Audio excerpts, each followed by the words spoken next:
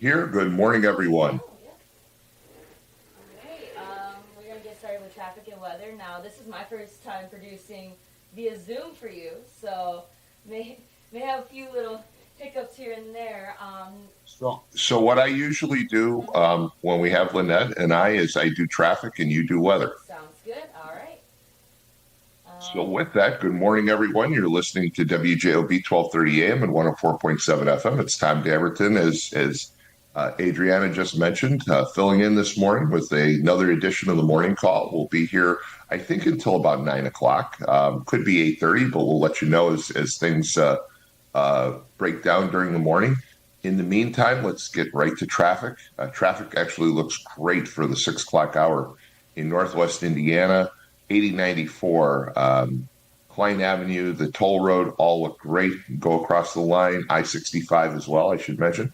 Going across the line into Chicago and Illinois, the Chicago Skyway, the Dan Ryan, the Bishop Ford I 57, 294, all look great right now. And even going north, if you look at the Stevenson, the Eisenhower, and the Kennedy, everything looks pretty good, of course, at 6 a.m. So things will be bound to change, and we'll give you updates as we go on during the morning. But with that, Adriana, it's great to talk to you. I can't see you. Your camera's not on yet, so I can't oh, see you. But yeah, no, it is great to hear you this morning, and we go way back. I think when you first started, I was one of the first shows that you produced. So yes, it um, was. great to be here with you this morning, and let's talk about weather. Yeah, so currently right now at the Shack Mantua Studios, it is 39 degrees today. We are seeing highs of 59 degrees and lows of 45 degrees. And then it's going to be not as cold, but some sun giving way into some clouds. And tonight, mostly cloudy weather. Later on in the rest of the weekend, we're having a really beautiful weekend. It is going to be a high of 61 degrees and a low of 36 degrees. Times of clouds and sun, partly cloudy. And then on Saturday, highs of 68 degrees, lows of 54 degrees, partly sunny, and then some warmer weather. Sunday keeps up with that 60-degree temperature, and then we dip down a little into the 30s and 40s, but back up into the 60s. So, yeah, it's going to be a nice weekend. I hope everybody is able to enjoy it.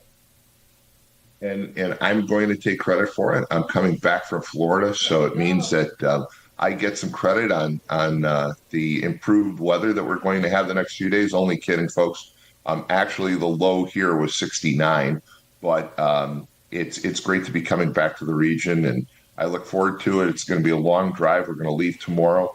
It's a 2 day drive. It's 21 hours and 1,355 miles. So it's a long, long trip, especially with two big dogs. But Sophie and Luna are looking forward to getting back to their own yard and enjoying the spring up in the region. So with that, let's talk about some things that are going on this morning. Adriana, I'm sure you're aware, just like everybody else, that BP. BP oil Yes. is in a lockout right now. I've been reading And the I've been reading go the ahead. statements that have been coming out and all of the different they released a question and answer one, and I thought that was kind of interesting. And maybe they feel this is going to ease some people's minds, but in the end, it's still very scary for all of these families and for these workers too. So I can't imagine what people are going through with this. Absolutely. And it affects just more than just the people that are BP. So, BP is part of our region's economy. And so you've got, local businesses that are impacted. You have contractors. The majority of people who actually work at BP Oil Refinery in Whiting are not BP Oil employees. They're contractors. They employ thousands of contractors. So it's going to affect them. There's just a trickle down effect on this, and it's going to have a big impact to Northwest Indiana and the southern suburbs. I saw last night a number of people online who said, I'm not going to buy gas from BP.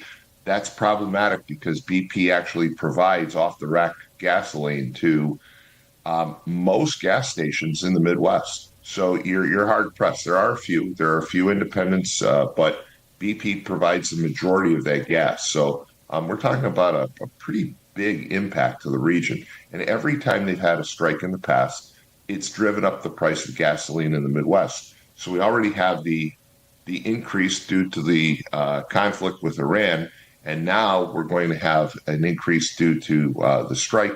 So we don't fare very well in all this, is what I'm saying. And love to hear your comments this morning. 845-1100. Love to talk about the impact of the BP oil strike and how you feel about it. It looks, I know that the union is saying that they want to cut hundreds of jobs. And the company has come back and said, well, you haven't talked about the cuts that we've made at the management level. That refinery back in the 1950s and 60s employed over 10,000 employees back when it was Standard Oil. And of course, technology has changed and there have been improvements, and you don't need as many individuals for a lot of positions. But this is going to be, I think, a very long-term strike. Having negotiated well over 100 contracts in my career, when you have multiple major issues, things don't go very well. So in this case, they're talking about clawbacks where they're taking away benefits and reducing wages, and they're also trying to reduce the number of employees. Those are the two biggest issues that you have at a bargaining table. And frankly, in this case, when you have them both, you're headed for a long labor dispute. So again, that's the big issue at home, and it's going to affect all of us. Obviously, on the national and international front, there's a couple of issues out there. The first one is the Iran conflict, and we've talked about that plenty. We talked about it yesterday, and I'm sure we'll talk about it again. There's the issue of the SAVE Act, which has, again, overwhelming support amongst Americans, but it sure doesn't have any real support amongst Democrats in Congress. So that's problematic. And then there was a bill yesterday, and I want to make sure I get the name of it right. Bear with me 1 second. It was called the Deport Fraudsters Act, which would allow for the deportation of illegals caught committing welfare crimes. More than 20 Democrats supported the bill. So it moved through the House, actually, by a vote of about 231 in favor to 186 opposed. So it moved forward. But once again, there's some discussion, I'm sure, that's going to be made because Frank Murvan was not one of the Democrats that supported it. And my phone lit up last night from a number of people about that. So we'll talk about all those issues this morning, and anything else that you want to talk about. Again, it's your show, not mine, not Adriana's. We're here to listen to you and to talk with you. So give us a call at 845-1100. And Adriana, when Lynette and I are on, I can see her and she gives me hand signals on how many callers there are, but Yeah, I can't see you, so I don't know if your camera's not working or what. Here. Yeah, maybe that'll help. Is that better? There you are. Yes. Now I so can see you. There's her bright and happy face. So Adriana is now part of the conversation. So give us a call at 845-1100. We have some callers. There we go. So we'll take a caller. Good morning. You're on the air.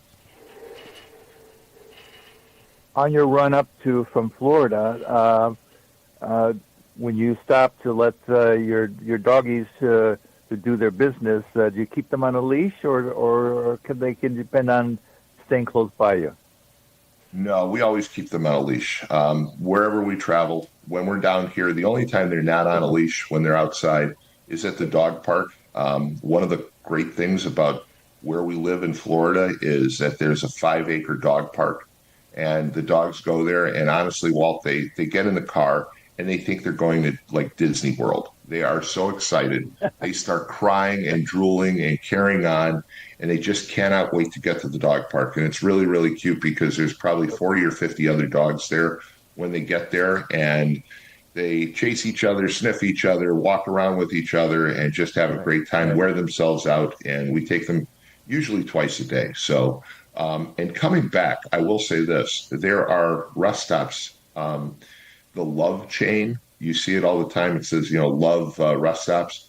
The Love chain is a very dog-friendly chain. They have a dog park at every single gas station that they own, all the way from Florida to Indiana. And so it's one of the reasons why we always stop at Love, because when we stop there, the dogs can get off their leash for a few minutes and run around a little dog park. They're not very big dog parks, but it serves a purpose. Well, that's a good idea. I would hate to see a high visibility thing on television about how you lost your dogs on the way up from Florida. But moving right along, Iran. Yesterday's Chicago Tribune had an excellent piece headline: "U.S. victory in Iran, its ability to achieve." And the piece is written by Chuck DeVore, and Chuck is a retired U.S. Army intelligence officer. He was a former California state assemblyman and is chief national initiatives officer for the Texas Public Policy Foundation, which is kind of a think tank kind of operation. And it's really irritating to listen to the Democrats yap about how there was no imminent cause.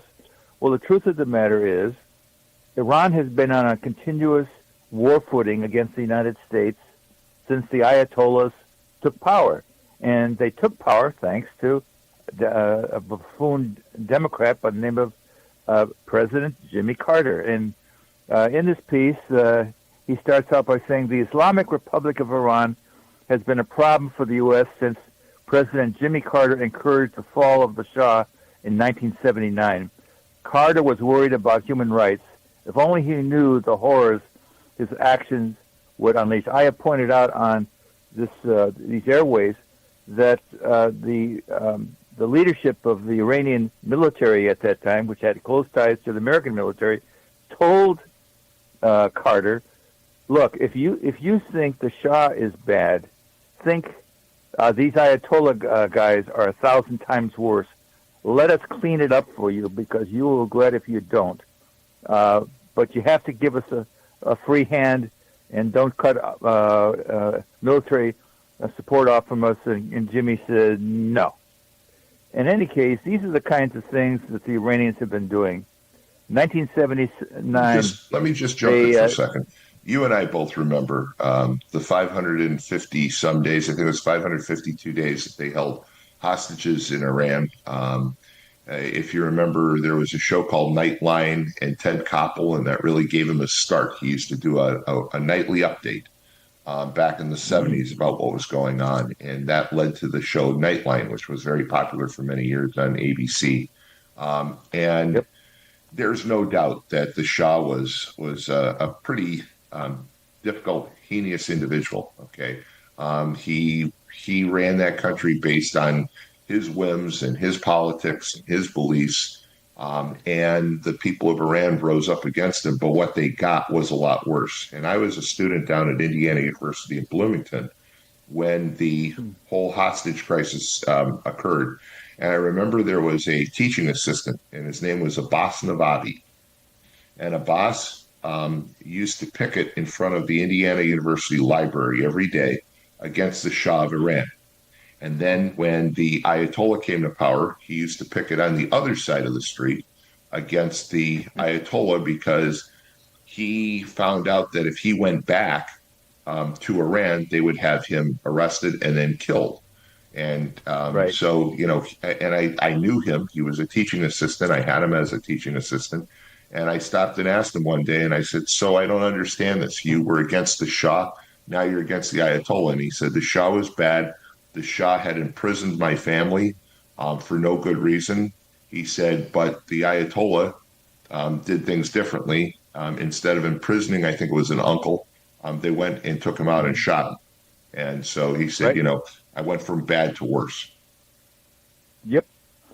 4 years after the U.S. Embassy issue, they had their surrogates, the Hezbollah in Lebanon, attack the Marine barracks in the capital and killing 241 U.S. servicemen. There were also some French Marines who were killed in that activity. They supported Hezbollah in Lebanon, Hamas in Gaza, the Houthis in Yemen, and the Shia militia in Iraq and Syria. They estimated that they killed something like 600 American soldiers in Iraq and Syria. Closer to home, Iran conducts illegal operations on U.S. soil. Globally, Iran aids Russia's war on Ukraine by supplying Shahed drones. Let's see what else here. With China, Let me just they have jump in both again. sides. So I Yep. get the point of the article. The question remains though. Okay, look, we're doing a phenomenal job militarily of destroying everything that Iran has. 7,800 targets as of last night. They don't stand a chance against the American military. Okay, our air power is phenomenal. Um, the question becomes long term: who takes over? All right. So far, they appointed the Ayatollah's son. There's all kinds of issues about him. He probably doesn't last much longer. I think the Israelis and the CIA have enough spies in Iran to get rid of him. But the question becomes one of who takes over. So, do we get a decent regime change there, or do we go from bad to worse, just like we did with the Shah to the Ayatollah? So, I think that's really the question that has to still be answered. And I'm not sure any of us can answer it because when we started the bombing campaign, Donald Trump came out and said, to the Iranian people, sit back, stay in your homes, but when the time comes, it'll be time for a regime change. Well, when is that time going to come? Because the Iranian secret police are out there cracking down on Iranians all day and all night. So that hasn't stopped yet. So the question is, where does this all end? Well, there's another question. That is the fact that the Iranians were making progress in terms of developing a nuclear bomb. They had a ton of highly enriched uranium, which is an important part of developing a nuke. They were moving rapidly toward increasing the striking power of their missiles with help from the Chinese. I would say that if after 50 years of presidents ignoring this problem, the Iranians were well on the way toward developing a nuke on a long-range missile that could have struck the United States. And to say that, after 50 years of continuous war against us, for the Democrats to say, there was nothing imminent about it. Well, there was something imminent, and that was the development of nuclear striking capability with missiles. There's very little. But you know what, Walt, here's the thing. It's debating at this point somewhat of a moot issue. Okay, the issue isn't whether we should or whether we will go to war with Iran. We've done that. So to me, at this point, the debate of whether we should have gone now or we should have waited and we should have done this and we should have done that. I find it very disingenuous that Democrats in Congress right now are saying this is an unjust war because the Democrats, for years and years and years, were staunch supporters of the idea of going after Iran. They've always touted that line. And the only reason why they're not touting that line right now is because it's Donald Trump. And I do agree with Donald Trump when he said before that if he cured cancer, they'd still blame him. I agree with that. Right. Okay. They don't like Donald Trump. And so to me, that's just petty politics. But the question remains in Iran. And I'd like to hear from callers this morning is what do you think is ultimately going to happen? Do you think that there's going to be regime change, or do you just think that we're going to end all of their military might? Okay. And we've done pretty much most of that now. And then we're going to leave and see what breaks out afterwards and see if the people rise up, and or are we going to have to get involved in some other ways? So that's the big question with Iran. It's not whether we should be there. There's plenty of justification of being there. There are plenty of questions too about whether we should be there, but nonetheless we're there, and we've done an amazing job. You talk about we're probably well above 90% of destruction of all their military assets. So that's a given. The question is what's going to happen next. And I think that's the big concern that a lot of people have, including myself, because I just think that when it comes to Iran, you go from one bad situation to another. And there hasn't been a good situation in well over 50 years there. It's disgusting that the that the Democrats put their hatred of Trump ahead of the national security of the United States. And in fact, what ideally, of course, the Iranian people rise up and kick the Ayatollahs out, root and branch. But if that doesn't happen, I don't think we're going to be sending in Marines to do that. And so we may have to settle for an Iran that has basically their military capacity has been grossly degraded, and so they're not a significant military threat, particularly in the nuclear sphere. We're going to have to settle for that kind of an arrangement, a weakened Ayatollahs instead of no Ayatollahs. Again, Iran is playing the only card they have left, which is the Strait of Hormuz, and there's not much left of that card either. So it's going to continue to degrade, and at some point we'll be getting the oil through. By the way, Saudi Arabia is now pumping a good portion of their oil outside the Persian Gulf to the Red Sea, and Iraq is now pumping oil all the way to the Mediterranean. So the importance of the Persian Gulf is going to become less and less in the next couple of weeks. But at some point, I think we'll get ships through the Strait of Hormuz. I don't think that's going to be a problem. The problem is going to be what happens in Iran, the country of Iran, long term. So, hey, Walt, thanks so much for the call. We're going to move on. Adriana, do we have another? We have call. Okay, we have 0 calls, and I'm sorry. Hey, I'm old. My eyes are getting bad. That was great. So thank you so much. Why don't we go ahead and take a break? And you're listening to the morning call. It's Tom Dabertin and Adriana, and we're going to be back after these commercial announcements. It's WJOB, folks, at 12:30 a.m. and 104.7 FM. Tech Credit Union supports the essential role of union labor in building strong communities. That's why we offer hassle-free banking, financial empowerment, and a commitment to your success. Save for the future, handle life's challenges, and trust a partner that stands by hardworking union members. Tech Credit Union, the better option for you and your money. Visit techcu.org or call 800-276-8324. Tech Credit Union, supporting union families every step of the way. It is the Attorney General, Greg Zeller. Greg, thank you so much for calling. Welcome to the region.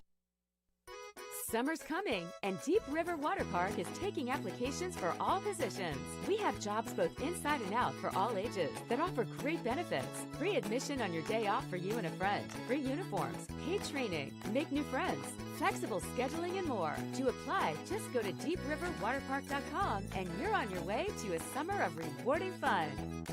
Deep River Water Park. It's simply splash-tastic.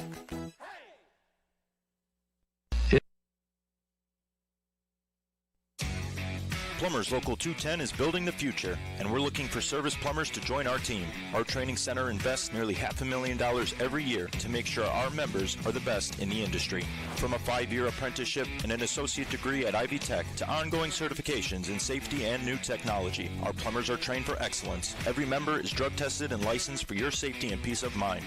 When you need plumbing work done, make sure you ask for the license. It's your right to ask. Introducing Powers Health, a health system with a new name and a strong legacy of caring for families in our community. One with a tradition of advanced specialized services and a vision for the future. One with a commitment to medical excellence and compassionate care. Everything we do, everything we believe, powers health.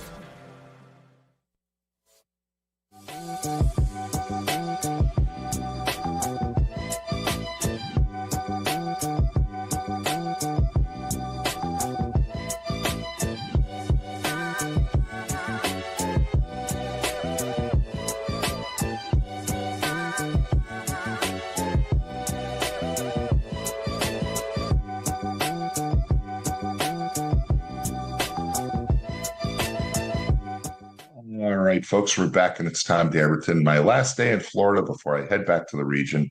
And the other day, of course, it was Tuesday, it was St. Patrick's Day, and there's a a little bar right on the ocean called Briny Cafe. And we will venture over there on the weekends because they have continuous happy hour from Friday afternoon at 3 p.m. until midnight on Sunday with Bloody Marys. But they had a huge crowd on Tuesday because of St. Patrick's Day. It was great to see so many people out. It was a little overcast, but it didn't stop the revelers.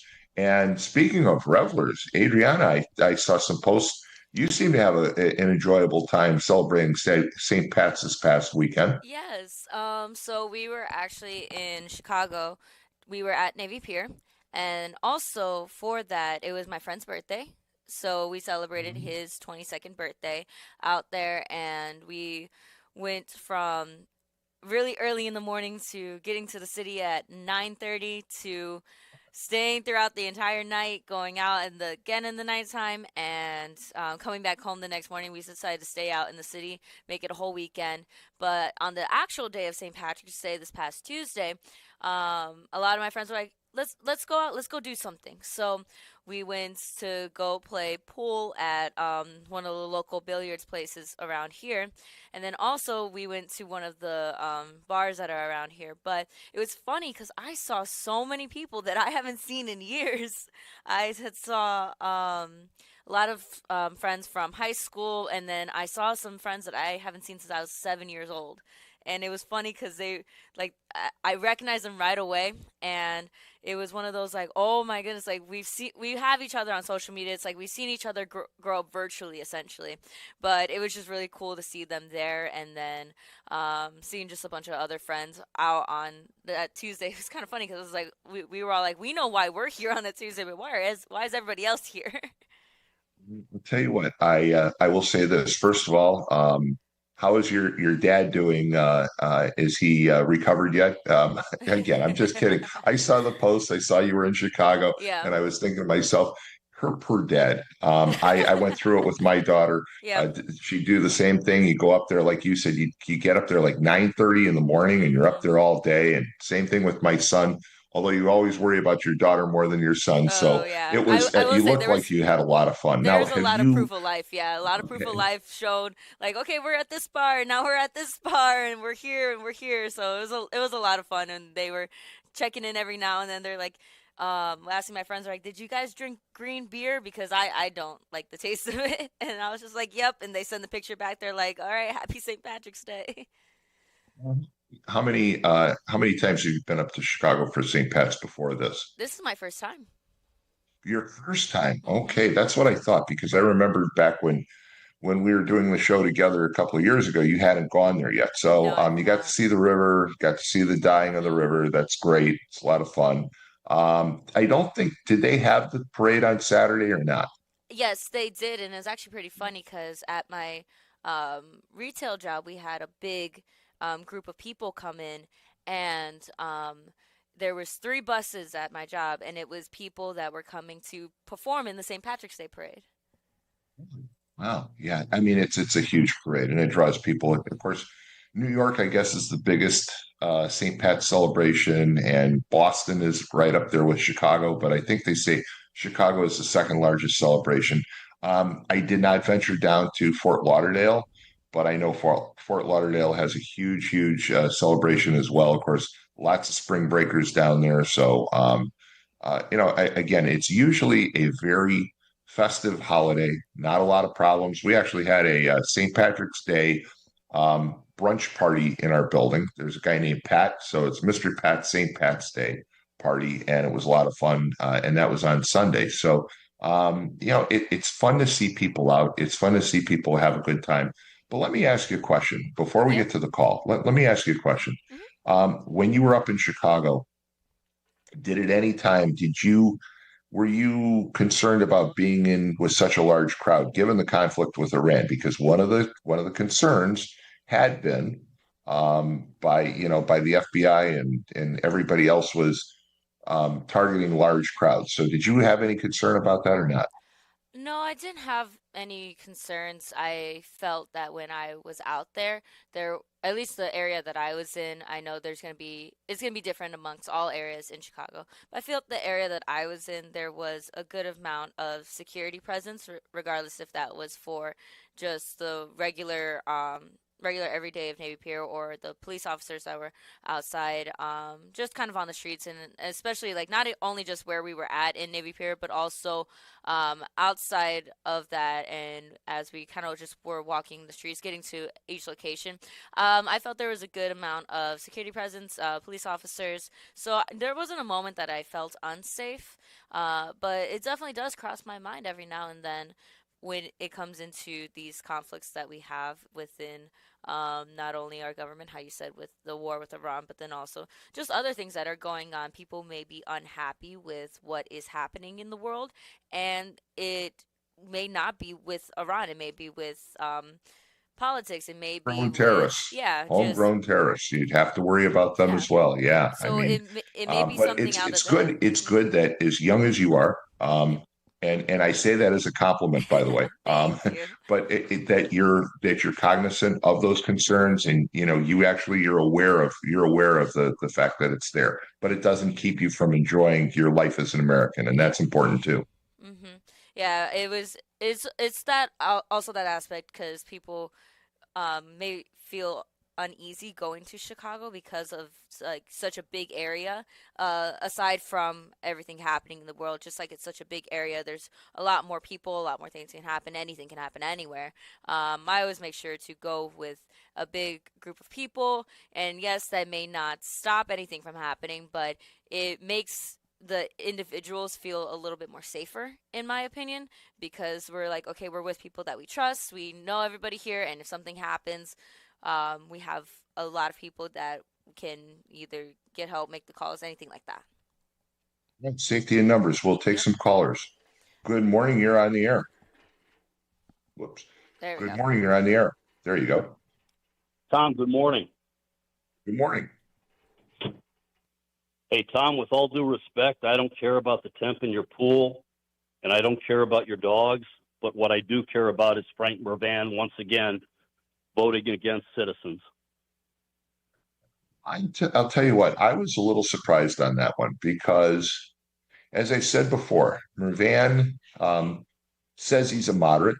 He says he's a centrist, but he seems to vote exactly wherever the party tells him to vote. We've discussed this before on the air. We've even had elected officials on who have said, some criticism of Frank that, Frank got bailed out during his campaign 4 years ago against Jennifer Ruth Green by the National Democratic Party, and he seems to be kind of an owned man. So he says one thing and does another, and his district has become more and more Republican and independent. Okay, it's not the solid Democratic district that it used to be, and that was proven again by a relatively newcomer who challenged him and came within 4 points of defeating him 4 years ago. And this time around, he's running against most likely Barb Regnitz, who is a Porter County commissioner. So she's going to do very well in Porter County. She's going to do well in LaPorte County. She's going to do well in Southern Lake County. And I think this is going to be a very close election. And if I were Frank Murvan right now, I'd be looking to regain that centrist or moderate position. And he seems to be doing anything but. He's just following the lockstep, whatever the Democratic leadership tells him to do, he does. I mean, the same thing with last year's speech to Congress when he refused to stand, and even some of his colleagues were standing, but not Frank. He just sat there and said, "Oh well, I made a mistake." But I don't know how long the voters will give him in making mistakes, and that's just my perspective and my view on it. Tom, listen to this question carefully. How do you vote against, keyword here, illegals committing fraud and not agree to deport them? Illegals committing fraud and vote against deporting them. Does that make any sense?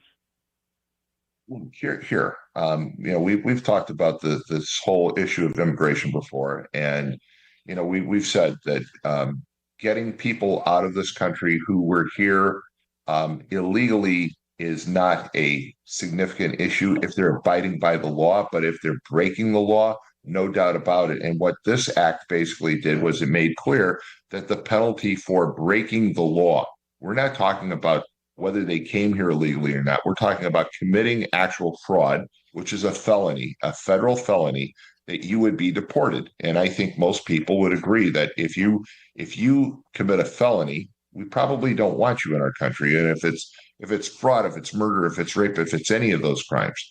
And this was an act that was tightening up a loophole in federal law. And again, more than 20 Democrats stood up and said, we're going to support this. And when I looked at some of the Democrats, I mean, people from Illinois, people from all over supported this, but Frank basically once again chose not to. And that's his decision. But he's there to represent the will of his constituents. And I just have a feeling that when it comes to people in Northwest Indiana, again, I don't care where you came from, and I don't care how you got here, as long as you're abiding by the law. All right. If you're breaking the law, then it's a different story. And in this case, we're talking about a felony, and basically stealing from the federal government and stealing from citizens who need assistance. And that's wrong. And the idea was the penalty would be deportation. So I'm not sure what Murvan is thinking. I do know that there's a heavy influence by the National Democratic Party on everything he does. And again, that's been discussed not just by me and by other hosts. It's been discussed actually with some elected officials on the radio as well. So it's a double whammy, Tom. You're here illegally, and now while you're here illegally, you're committing fraud. So every Joey Schmuckatelli in the region right now, me included, doesn't like the gas prices, doesn't like the NIPSCO rate. Okay, a couple dollars here and there. But we're talking about billions in fraud committed by illegals, and our congressman won't stand up against it. So I think you can take that argument and even simplify it, okay? Which is, should there be a penalty for committing felony fraud? Just forget for a minute how the person got here, okay? Should there be a penalty, a severe penalty for committing fraud? The answer is yes. And then if you look at the person and you say, okay, but they didn't come here illegally in the first place, and they're eligible for deportation, I think that's a remedy that has to be considered. But I at the same time, I don't understand. He says all the time. I mean, I've read his statements on Facebook. I've read his statements that he puts out with the Times and everywhere else. And he says, I'm a centrist. I'm a moderate. I'm trying to work with both sides, but he never does. And here was another chance for him to work with both sides. It's just like the men in women's sports issue. It's like a number of other issues, and he doesn't take that centrist role that he says he's there for. And this is one of those cases where clearly the centrist Democrats supported it, but he didn't. Tom, you and I both know, going back, talk is cheap. So, and people, he's got to go. Frank has got to go. He's not standing up for the working people of Northwest Indiana. I don't care what comes out of his mouth. So, Dave Gearman, Murvan's your boy. Matlock, Murvan's your boy. Why is he not fighting for us, the average blue-collar guy in Northwest Indiana? Tom, Frank's got to go. He's weak. Let me just say that you mentioned two individuals, and they're both friends of mine, and Dave and Ron have called in many times, but they've both said that they don't agree with everything that he does. And I get that, but I'm disappointed in Frank Murvan. I'm someone who, by the way, on these airwaves, who knows him and his family probably better than an awful lot of other people that are associated with WJOB. And I'm one that's just disappointed that he hasn't explained his actions. And I'd love to hear from him as to why he decided to vote down this bill when so many centrist Democrats said this is the right thing to do. So this is one that's kind of mind-boggling. I mean, there are some things where I can understand where he needs to vote with his party. Okay, but this wasn't one of them. The other thing that I brought up probably too many times is when he didn't stand for the kid with cancer. Those are the kinds of things that I don't understand why he's doing what he's doing, but he's always welcome to come on. I've invited him to come on. He's going to get another invitation from me. And when I send the invitation, I always send it to his cell phone. So I have his cell phone and I'll send him another invitation. I did mention yesterday, Barb Regnitz has already agreed to come on. She'll be coming on in the next couple of weeks or months. And when she does, I'm going to leave the phone lines open and we're going to take calls from anybody and everybody. And the same ground rules apply to Frank Murvan. So, hey, thanks so much for the call. 845-1100 is the number to call. And again, I believe that you have to explain your actions. And so, we have some local politicians that are very quick to explain their actions. Whether you like him or not, I always mention Tom McDermott is one who will explain his actions. He'll take people on. I've heard him admit before that he's wrong. He will defend his actions when it's necessary. But there are others, there are plenty of others that way. Pete Land, I think, out of Crown Point's another one that will explain his actions. Dan Durnell, who's a Republican, will be more than happy to explain his actions. Lonnie Randolph certainly will explain his. So there are politicians that will stand up and say, okay, here's why I voted this way, or here's why I did this. And when they look at it, and sometimes they'll even say, yeah, maybe I should have done this or I should have done that. But we don't hear that from Frank Murvan. And he reports back to the residents and citizens of Northwest Indiana. And this is one of those years where we get to choose whether we like what he's doing or not. And at the same time, in the past, the Republicans haven't mounted a very respectful campaign. For many years, there was the one guy that ran. He was a perennial Republican candidate, didn't stand a chance. Used to run against Pete Visclosky, then ran against Murvan a few times. And then 4 years ago, here comes a woman named Jennifer Ruth Green, who was new to the area, but she had some credentials at the time, and she ran and she came within 4 points. And I think that has given an indication, at least to people like myself, that our area has changed in its views, and maybe rightly so. I don't think that people should just vote simply one party or the other. I've voted in both parties before. I've always voted in the Democratic primary, and I'm a registered Democrat. But when it comes to the general election, there are some people I've never been able to support, and there have been plenty of people that I have. So we'll just have to wait and see what happens, but it'll be an interesting year, no doubt about that. Politics is a game and entertainment when it comes to the region. And Adriana, I don't know if you're aware of that yet, but I think you probably are, that we have lots of things to watch as spectators. In the region, we also have politics. And we get double doses of politics because we get to watch Chicago politics, which we have no say in. Then we have the local politics. We have, it's almost like watching a sports team sometime. You see what's going on. So speaking of sports, Adriana, I don't know if you're aware of this, but the WNBA, have you watched the WNBA at all? I've watched it here and there. I know that there is a lot of, I know it's very much like up and coming. It's becoming a lot more popular in a sense, especially within media. But for what's going on in there, I know there was a lot of controversy, scandal, not really scandal, but a lot of drama with revolved around Caitlin Clark.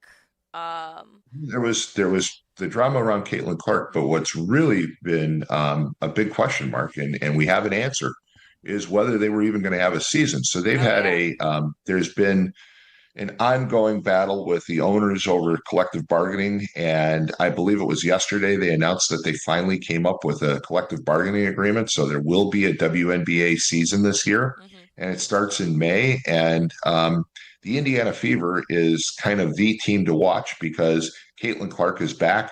She was most valuable player in the playoff for the FIBA tournament down in Puerto Rico. So she was the MVP. There are a lot of us who'd like to see, Lexi Hull and Sophie Cunningham and all the rest come back. Wilson and Boston, and it's going to be quite a season. So it'll be something to look forward to. It's a fun game to watch, except for the refs. The refs are the worst refs, and I Yeah, know I've you know heard. sports. These refs, seriously, it'd be like going to a Purdue game and having the referees wear blindfolds. These guys are so bad.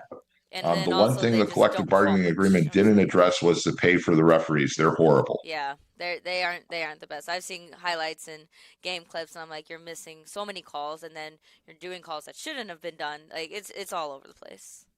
It sure is. But we have callers, so let's Yes, go to we that do. caller. Good morning. You are on the air. Good morning.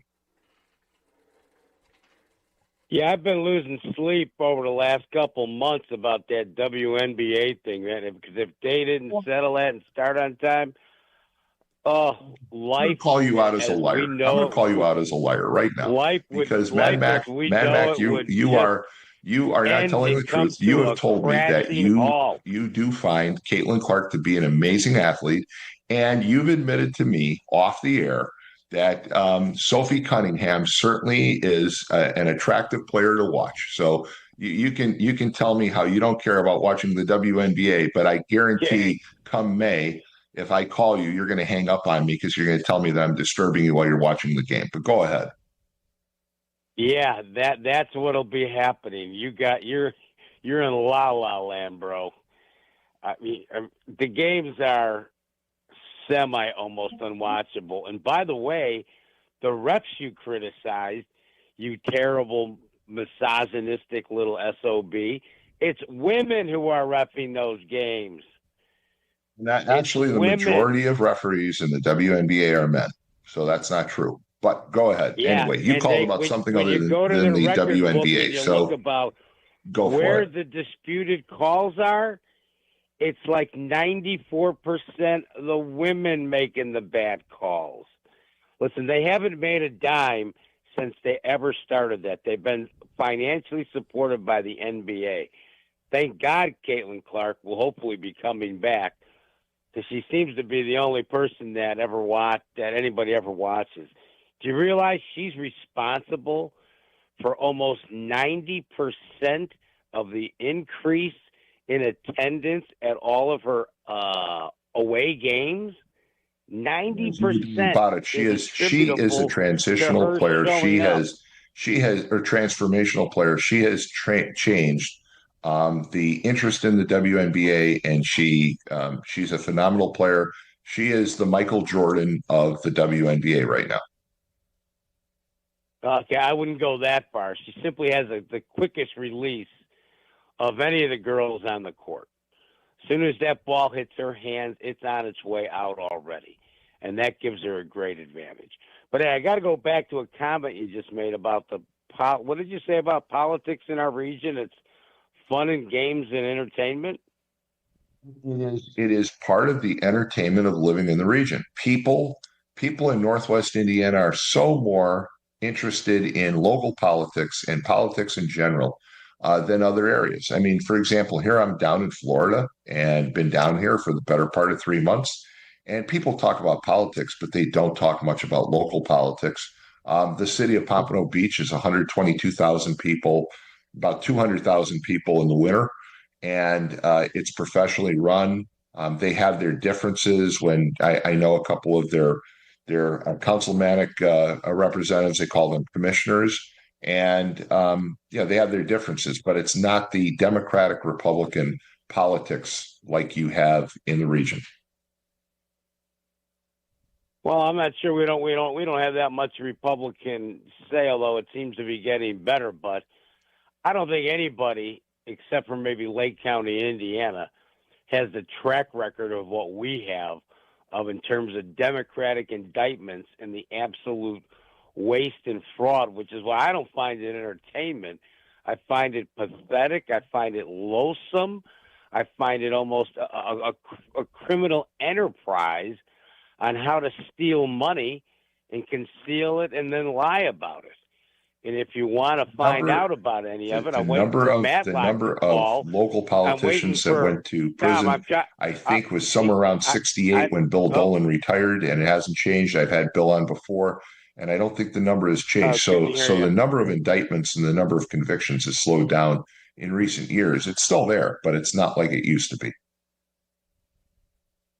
Yeah, except the money still seems to be flowing right out of the coffers into politicians' hands. We see it all the time, and it continues to happen in our region. Now, we don't have it going specifically into all the little minor projects like laptops being stolen, school budgets being pilfered, empty schools having their artwork stolen out that were donated that end up hanging over in Gary politicians' homes and things like that. But we ended up having, let's say, on a $2 billion wasted South Shore project, which hasn't produced a nickel, hasn't led to a single additional rider, and we still don't have this thing going up. But you know one thing for sure, you stand on that platform long enough, those new ones, you might get electrocuted. And we just watched the money continue to go right down the tubes. And then we got a guy in office voting against deporting illegal people doing illegal things. Just unbelievable. That's why it's not fun and entertainment. Let's take some of your comments for a second. A lot of what you brought up, where people seem to have the biggest consternation, the biggest concern, has to do with the school systems. And yet we have school board elections that are largely they're supposed to be neutral as far as their party relationship, although the law has changed, and they are some of the lowest turnouts for voters of any election. And yet people seem to constantly complain about our schools. They constantly bring up the potential of fraud and issues with the school system, and then no one shows to vote, and no one shows. There are very few candidates, and people get reelected that right, but which two school systems get away with a lot of problems. Which two school systems in particular? Hammond and Gary. I think there's other school districts. I think there have been problems with school districts. Look, there was a caller yesterday who was upset because Judge McDermott had made the ruling on the old Supco case in Munster, which was, of course, her ruling was based on the facts of the case. I mean, not based on whether the person did what they did was wrong or not. It was based on the law. And he was upset about that. There have been issues. There was an issue in Whiting a couple of years ago with the superintendent and the contract that was given to her. There's been issues in East Chicago for many years. I've heard complaints about school districts from Griffith to Highland to you name it. You hear controversy. So it's. So what do you want to do? There are a lot of people that are very upset with school districts in Northwest Indiana. But when it comes time to run, no one runs. Tom, the only two school districts that have been threatened to be taken over by the state are Hammond and Gary. Everybody can complain about a school district here and there, but those two have been run right into the ground in terms of theft, mismanagement, and just operational, just epic failures. I agree with you from the standpoint that those are the two that have been threatened with takeover, and Gary was taken over. But my point is in general, Mad Mac, when people complain about things locally, they complain about the schools. And then when it comes time to run for school board, you have the same people get reelected every time no one else runs. And you hear complaints about the schools throughout Northwest Indiana. I've heard complaints about Portage schools. I've heard complaints about school districts throughout Northwest Indiana. But when it's time for election, it's like, oh, okay, it's the same three people. Okay, well, we'll just vote them back in. And I find that amazing because people will call and complain and say, I don't like this, what's going on in my school district. I don't like that. I think they're spending too much money. I think that their standards are wrong. I think that their test scores are wrong. And then when it's time for an election, everybody sits on their hands and does nothing. So, hey, we've got some other callers. If you want to call back in a little bit, we'll take that call. Thanks so much. 845-1100 is the number to call. We're going to move on. We've got some additional callers. Good morning. You're on the air. Okay, how you doing, Tom? Good. How are you? Okay, this thing about Frank Murvan, it's not rocket science here. Jesus Christ said you cannot serve two masters. You will despise the one and probably serve the other. It's just impossible. If career politicians can tell their constituents anything they want, but when push comes to shove, if they don't want to get primary, they do what the hierarchy of their party tells them to do. And if the public is dumb enough to buy this thing, they're just going to keep getting reelected. And you've probably seen this in the private sector too. Anybody that's worked with other coworkers and that will see somebody that's not serving their coworkers or their company's best interest, but serving themselves. Whatever they got to do to get what they want, they do. I mean, it's philosophy 101 or psychology 101, I should say.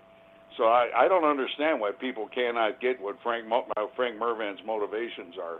He wants to be a career politician. That's all. Well, he is an extremely nice guy. Okay, he's a very bright guy, and what kind of amazes me about Frank Murvan is the fact that his dad was known as somebody who would work across party lines in Indianapolis. He was a state senator for many, many, many years. And Frank Murvan Sr. was known as the guy who could get things done because he worked across party lines.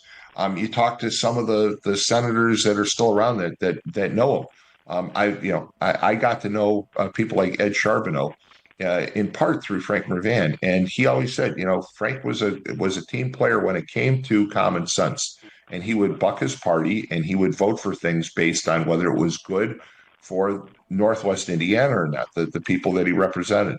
And that's where I'm a little surprised when it comes to Frank Murvan, the congressman, is because he learned from his dad, and his dad was known as somebody that could cross party lines and work with everyone. And when it comes to Congressman Murvan, he seems to always vote the party line. And I don't think that the people in Northwest Indiana necessarily just want someone who votes the party line. When you talk to people in Northwest Indiana, just like anywhere else, they support a lot of the things that he votes against. Men and women's sports, for example, or the issue of the SAVE Act. I mean, we're kind of used to it anyway. We've been showing ID for voting in Indiana for many years. So I don't understand his motivation in taking those kinds of positions. I can't believe that the National Democratic Party is going to say, okay, your loan comes due with us if you vote any other way than what we want you to vote. I think at this point, if I were Frank Murvan, I'd say, hey, thanks for the help 4 years ago. Sorry, folks, I'm gonna do what I feel is best and walk away from some of those enticements. But I'm not in Congress, and I never want to be. Well, yeah. Well, this is just how the Democrats roll. It's called getting primary. You don't do what the hierarchy wants, you're gone. The Democrats vote as a monolith. That's why when things like you can't primary Frank Murvan. There's no chance at all. I mean, people have called in before. MX called in before and said, what if Tom McDermott ran again? Tom McDermott's a smart guy. He's not going to run against Frank Murvan in a primary. There's no chance. There's no chance. You can take Mike Repay. You can take any popular Democrat. There's no chance at all that they can defeat a sitting congressman in a primary in Northwest Indiana. So the Democrats saying, well, if you don't go our way, we're going to primary you, doesn't work in Northwest Indiana. If they told me that, I'd tell them where to put their money. So, when you look at the money the Democrats have, they could carpet bag somebody in there in a hot minute. Hillary Clinton was senator out of New York. Did she ever spend any time in New York? Barack Obama, he's supposed to be a Chicago guy. Give me a break. The guy rolled in and out of town as fast as he could. That's how the Democrats go. You mean to tell me you don't think they've got enough money to bring somebody in here, put a few million, maybe tens of millions of dollars behind them, and get that seat flipped over to somebody that does what they're told? Frank knows that. One thing I'll say about Frank, he's not stupid. So come on, don't be so naive, Tom. Yeah, right. And I just don't understand this big mystery of why it is Frank always votes against the best interests of Northwest Indiana. That I can't answer, but we've got to go to a break. I apologize. If you want to call back, feel free to do so, just as I invited Mad Mac. But it is the morning call with Tom Dabertin, Thursday edition. You're listening to WJOB 1230 AM, 104.7 FM, and it is 7 a.m. in the region. Folks, we'll be right back after these commercial announcements. Life's biggest challenges don't come with a warning. When legal issues arise, whether it's a car accident, personal injury, criminal charge, or representing you before municipal boards, you need a trusted advocate on your side. At Westland & Bennett, we listen first because your story matters. We provide strategic, personalized legal solutions to protect your rights, your freedom, and your future. Peace of mind starts with a conversation. Call 219-440-7550 today for a free consultation. Ennigenberg Roofing offers roof replacements, repairs, and new construction. Certainty Shingle Master certified, our goal is to treat every customer and project with respect, courtesy, and honesty. Serving Northwest Indiana for over 63 years, contact us for a free roof replacement estimate at 219-365-8879. Mention this ad and receive a free upgrade to Certainty Pro Shingles. Ennigenberg Roofing, 219-365-8879. Do you like to work with your hands, creating something from nothing? Then think about Laborers Local 41. You'll get 432 hours of apprenticeship training, all while earning a wage with benefits and incurring no student debt. You'll travel to different job sites, learn tons of skills, and in a lot of cases, be the first one on and the last one off a job site. It all starts at laborers41.com. For over 100 years, Roofers Local 26 has been keeping Northwest Indiana dry and safe. Since 1919, our highly trained members have built a reputation for skills, safety, and reliability. With a 4-year apprenticeship and certifications in OSHA safety, first aid, and CPR, we deliver quality you can trust. When you need roofing done right, choose Roofers Local 26, protecting what matters most for over a century. For more information, visit www.roofers26.com.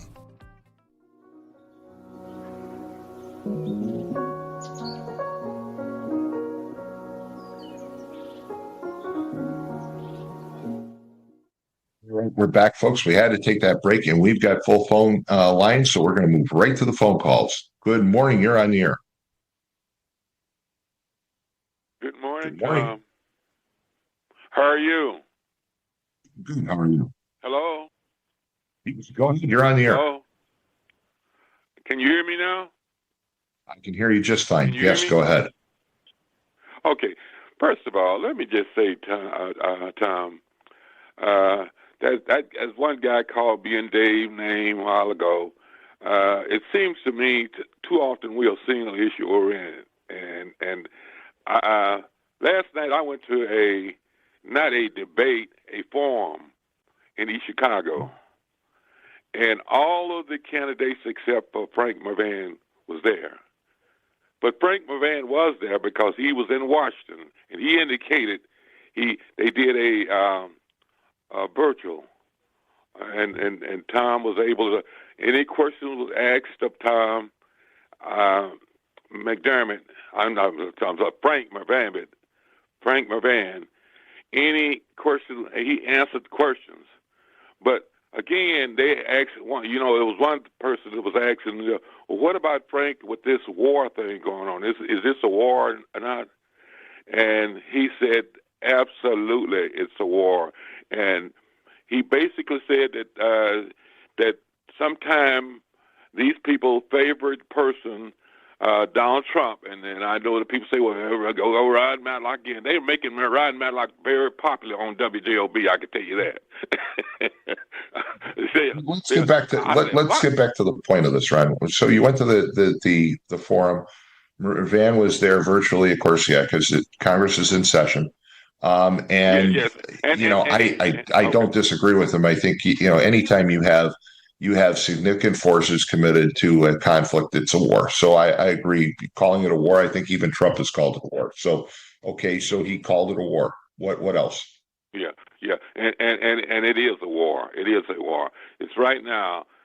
I just happen to believe that right now, when you call to go to the military, but I don't believe that we ought to be in a something that we have no business being in, trying to police the whole world when people here don't have the health care, the grocers.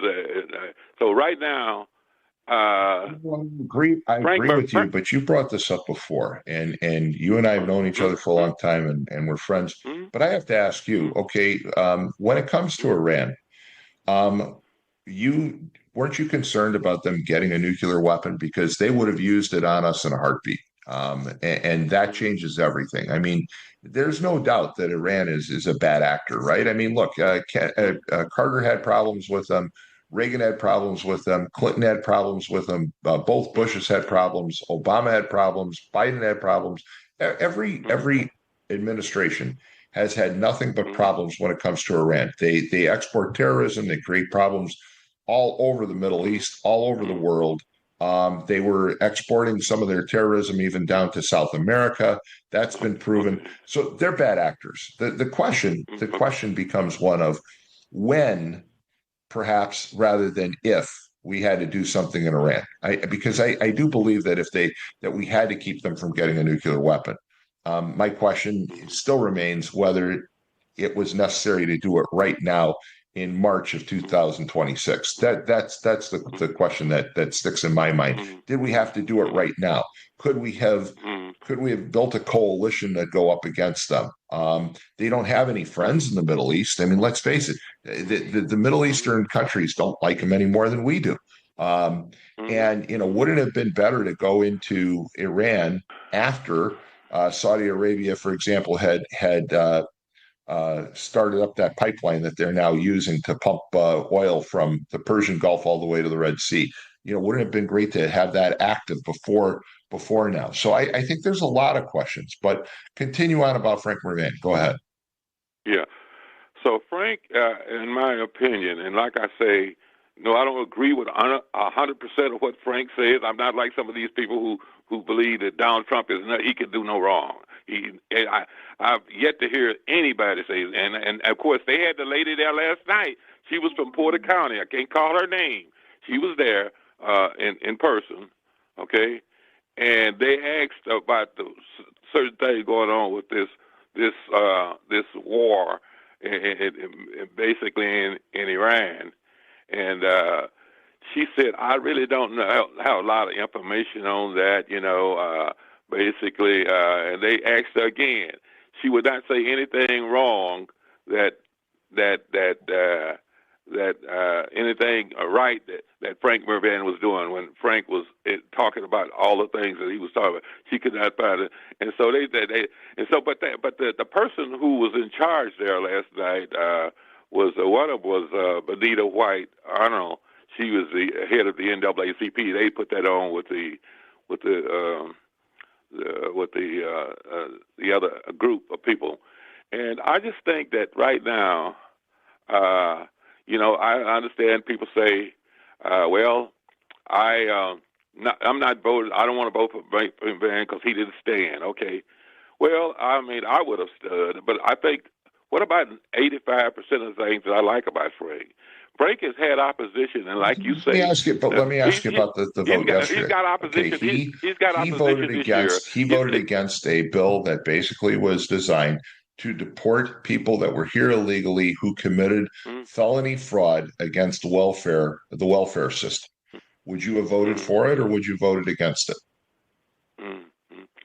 Well, like I said, I would probably, I would differ on. Though, but that's a legitimate question, Ron. And hey, I apologize. We've got full phone lines, so I got to move on. But that's a question. I think that's a legitimate concern people have, is why didn't he vote in favor of it? Because 20-some Democrats voted. So we got to move on, though. I appreciate the call. Thanks so much. 845-1100. We've got more callers. Good morning. You're on the air. Good morning. Good morning. Hey, just a question, not about Democrats, Republicans, or the war. You mentioned schools.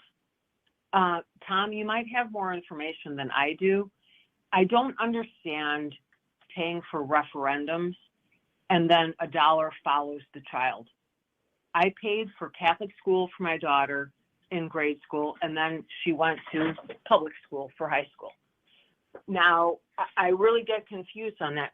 I try to pay for referendums because I think children should have a good education, and I want to have a nice town, but I don't understand. Do you have any information? I don't either. I look, I understand, and I'm one of those people who think that the idea of allowing people to go to a different school district if they're unhappy with the public school district that they're in, I think makes sense. And by the way, the person who really led the fight in Indiana to get that law adopted was Frank Murvan Sr. when he was a state senator. I know that story extremely well. I worked with him very closely, and he was the kind of the champion of getting that done. But I think you have a valid point where you end up voting on referendums, and the monies don't always follow exactly where the student is, and so I wish I had an answer for you. I think it's a great question, and maybe we can get somebody to come on who can talk about that. I have an idea of someone that I think can explain it to us. Someone who knows schools and school finance and administration extremely well, but is not in school administration any longer. So I might be able to get that person to come on one day and answer that. It's a great question.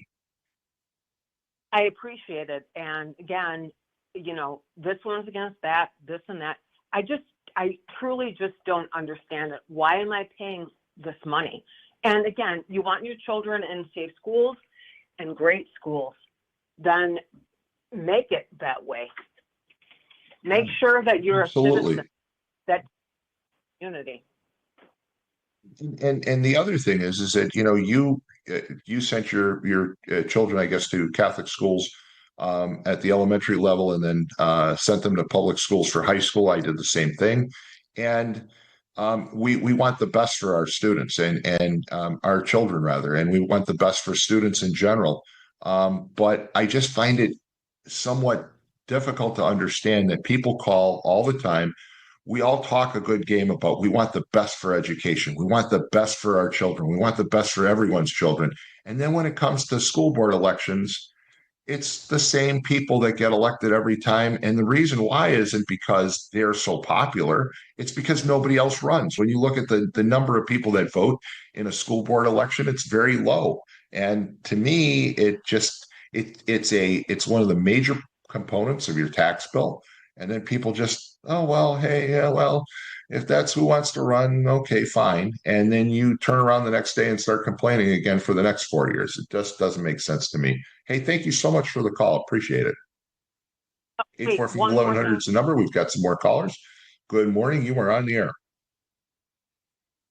Hey, Tom, before we put Frank Murvan Sr. on this pedestal that you're putting him on, let's not forget he's the same state senator that did not even reside in the area in which he represented in Indiana. As a matter of fact, his last 2 terms, he did not even live in the state of Indiana. I think he was staying in your condo down there in Florida, if I'm not mistaken. I'm being facetious as far as that goes, but the guy was living down in Florida his last 2 terms as a state senator, collecting a paycheck as a state senator, and not even showing up. So you're singing the praises of this guy.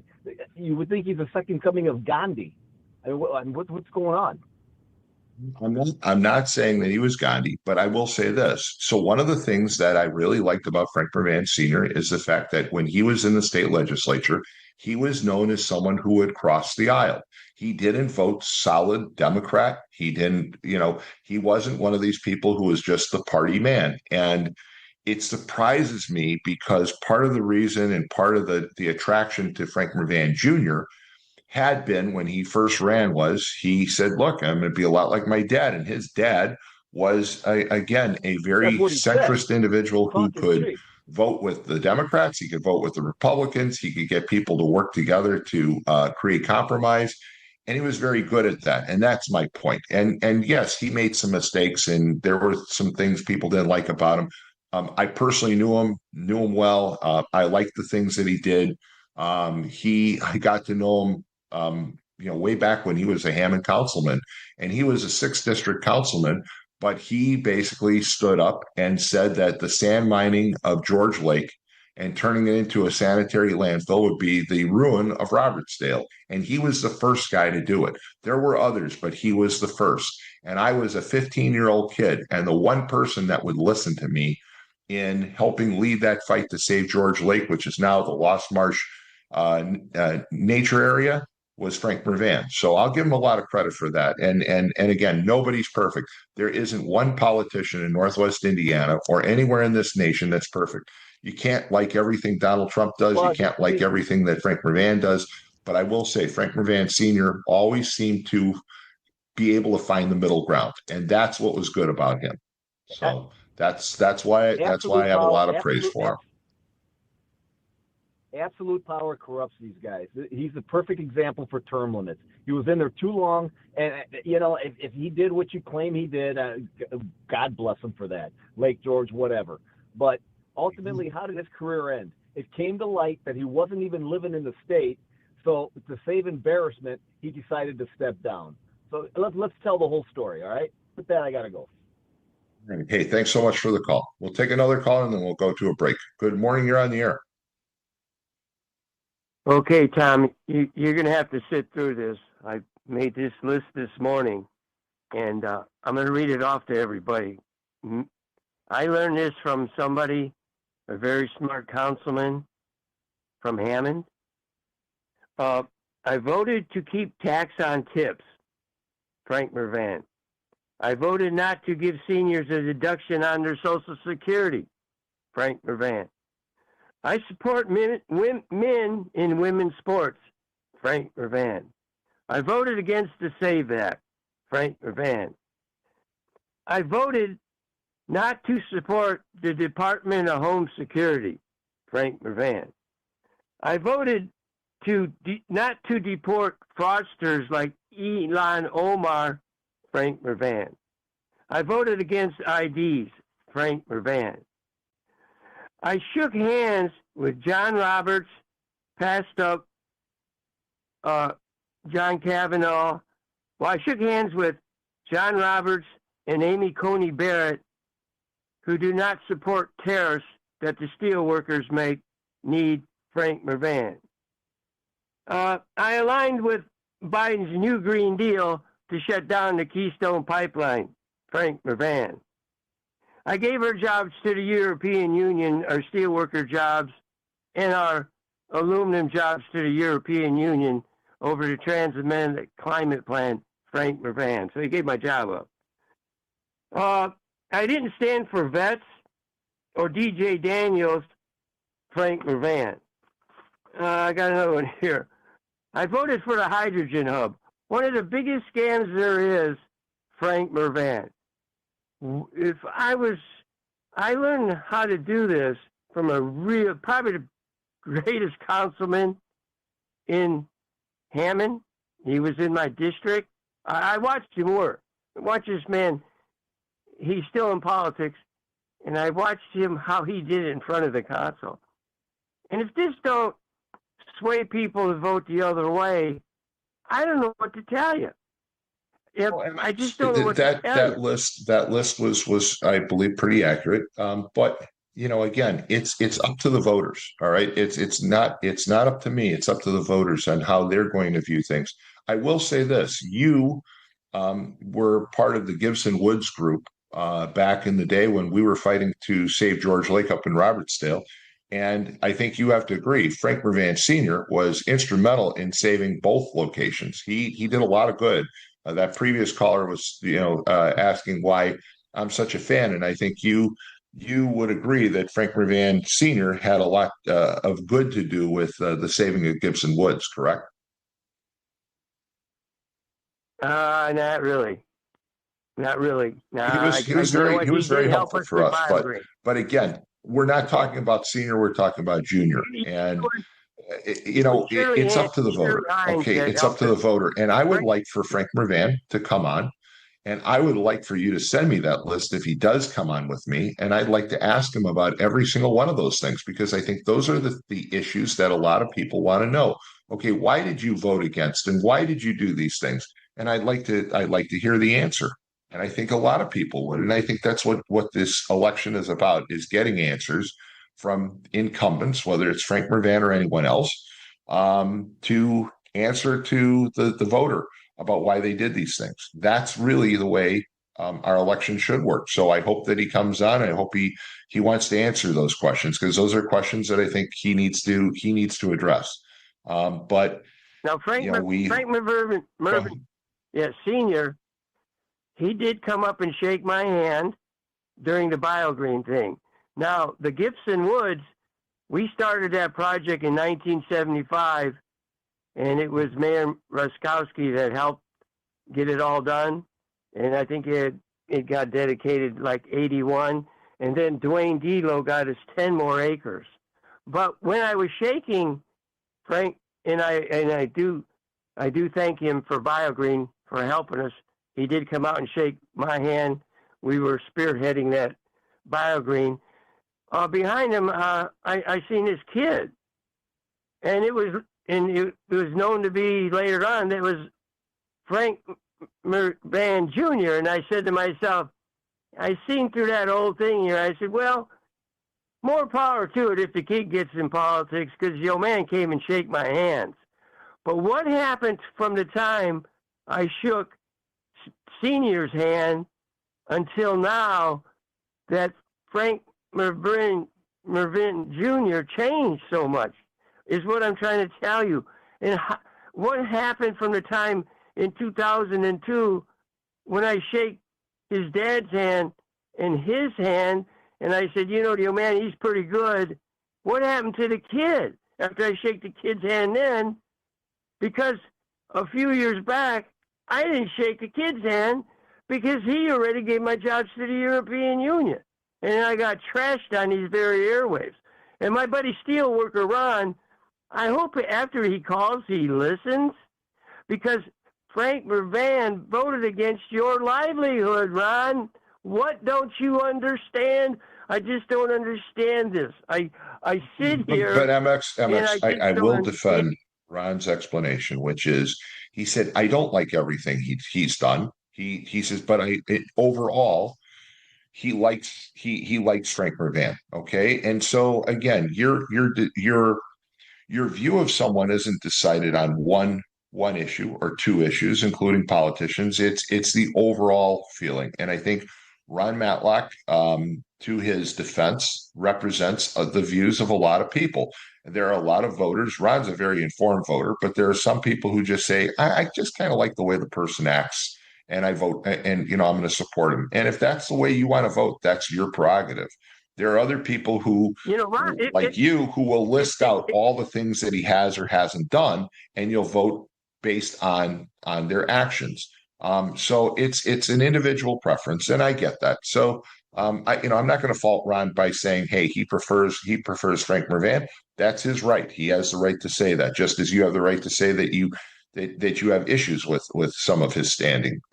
So it's up to the individual. Ron, I'm being honest here. Ron is Gary's worst enemy. When do you realize that when all the callers call in about Frank Murvan, and you sit there and you vote against your own livelihood, which is Frank Murvan, you've seen it. He shook hands with, you had to seen the drift. He shook hands with John Roberts and Amy Coney Barrett. Did he fall asleep? I like Steelworker Ron. You know what? I like Frank Murvan. I don't like his policies. I do not like how he's changed from when I shook his hand in 2002 and his dad's at BioGreen, and he turned into what he did. You know what? You can't sell the whole place out and keep doing it. And then I watched him go shake hands at that BP thing when he's for the new Green Deal. You know what? Maybe I'm wrong. I think you've made some great points this morning. We've got two more callers before John Doherty comes in, MX. So if you want to call back in a little bit, we'll take the call, but I got to move on. All right. Hey, thank you so much. 845-1100. We've got some more callers, and then at 7:30, John Doherty's coming in. So Adriana is making me work for my pay here, which is none, to make sure that I get through these calls before John gets on. So we have another caller. Good morning. You're on the air.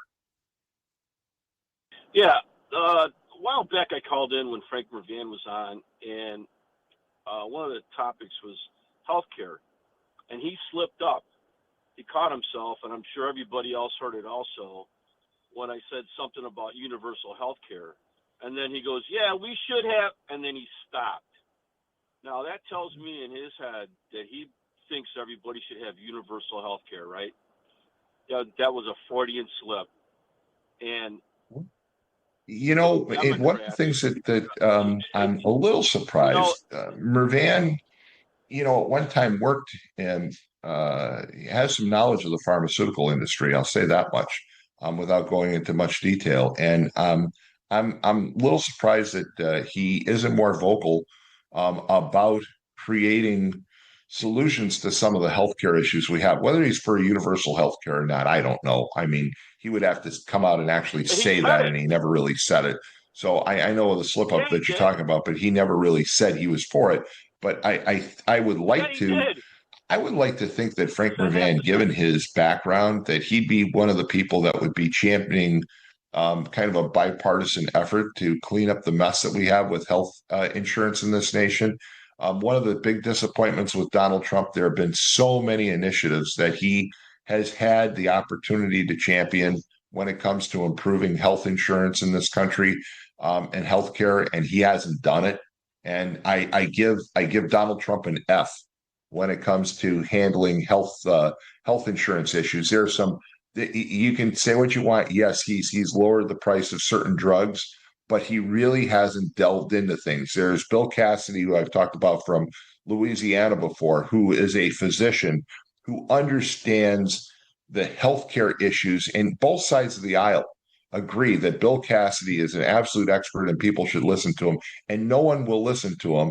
And when the Democrats are put on the hot seat about it, they say, listen, we'll listen to Bill Cassidy if he can get Donald Trump to support him, but he can't get Donald Trump to support him, and he's a Republican. So I think Trump has not done a good job when it comes to health insurance. I'm a little surprised. If I were Frank Murvan, that's an issue that I jump on, and I would try and forge a bipartisan effort. And I think Frank could become a leader nationally if he were to take up the argument in the House and use some common sense solutions that Bill Cassidy's promoting. I think we'd be a lot better off, but I've never heard him say it. Tom, that was the longest deflection, or your attempt to try to deflect the fact that he said it on these airwaves. I mean, that was a long roundabout way. I know that you were a negotiator, but it's not working, Tom. It's not working. I give you an F.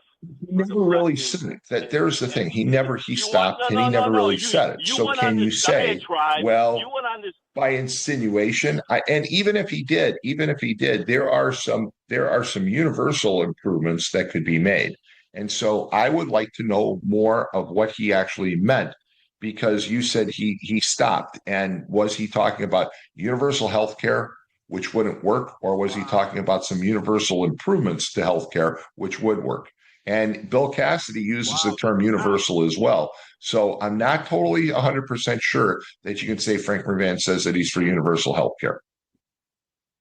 Tom, you just did it again. I'm just trying to. I would like for him to come on and explain his stand on healthcare. I would like for that to happen. Okay, I will give him a pass till he says one way or the other where he's at.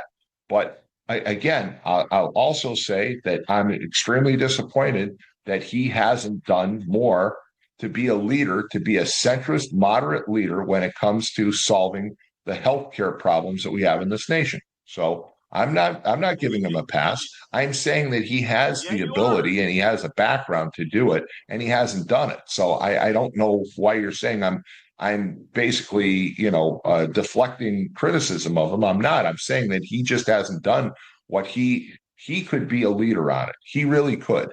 He's got a background that he could speak up and talk about things that are wrong with the system, and he could get them fixed. He's not produced any legislation. He's not produced any statements before Congress on it. So again, it's like Donald Trump.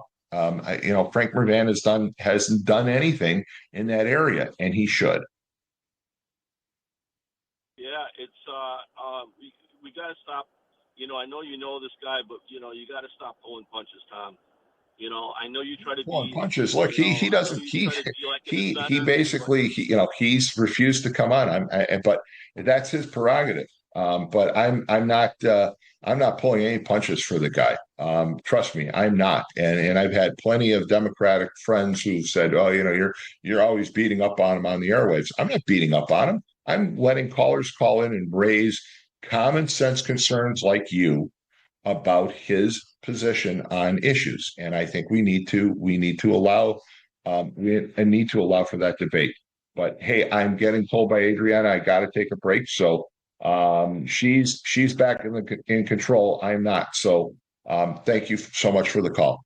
Why don't we take a quick break? You're listening to the Morning Call Thursday edition. Adriana, you got to admit this has been a pretty lively morning so far. For the first 90 minutes, it's kept us both pretty busy. But we're going to take a quick break. And then when we come back, John Dabertin is here, and we're going to talk about lots of other things. So keep it tuned right here to the Morning Call Thursday edition on WJOB 1230 AM, 104.7 FM. Are you sausage curious? Who's ready for a Polish? Big Frank Sausage has the very best Polish food in the region. You had a mouthful of Big Frank sausage? We have a full bar, dine-in, carry-out, delivery, and catering available. I've had a mouthful of Big Frank sausage. I've got a mouthful of Big Frank sausage. 219-378-9556. Smacznego i na zdrowie. Who's ready for a Polish? It's the simplest expression. The smallest thing that changes everything. A smile. So easy. A smile lights it up. Apologizes. And welcomes unconditionally. Because the shortest distance between two people is a smile. Thank you. Strachan Van Til, where making life easier starts with a smile. IBEW Local 697 electrical contractors bring the highest standard of electrical work to Lake County homes, schools, and businesses. From everyday fixes to once-in-a-lifetime builds, we don't just get the job done, we get it done right and up to the highest safety standards. When you need electrical work, hire the professionals who power Indiana. Powering Indiana, Lake County, bringing excellence to the job, creating a brighter future for our community. It's the simplest expression. The smallest thing that changes everything. A smile. So easy.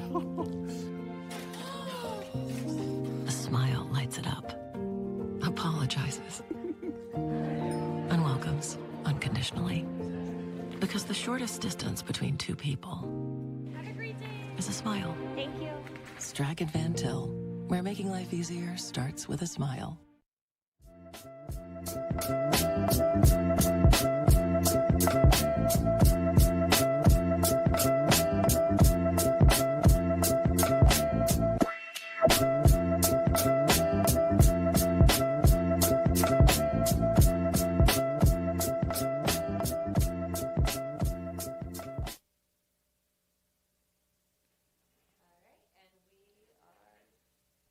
And we are back with the show.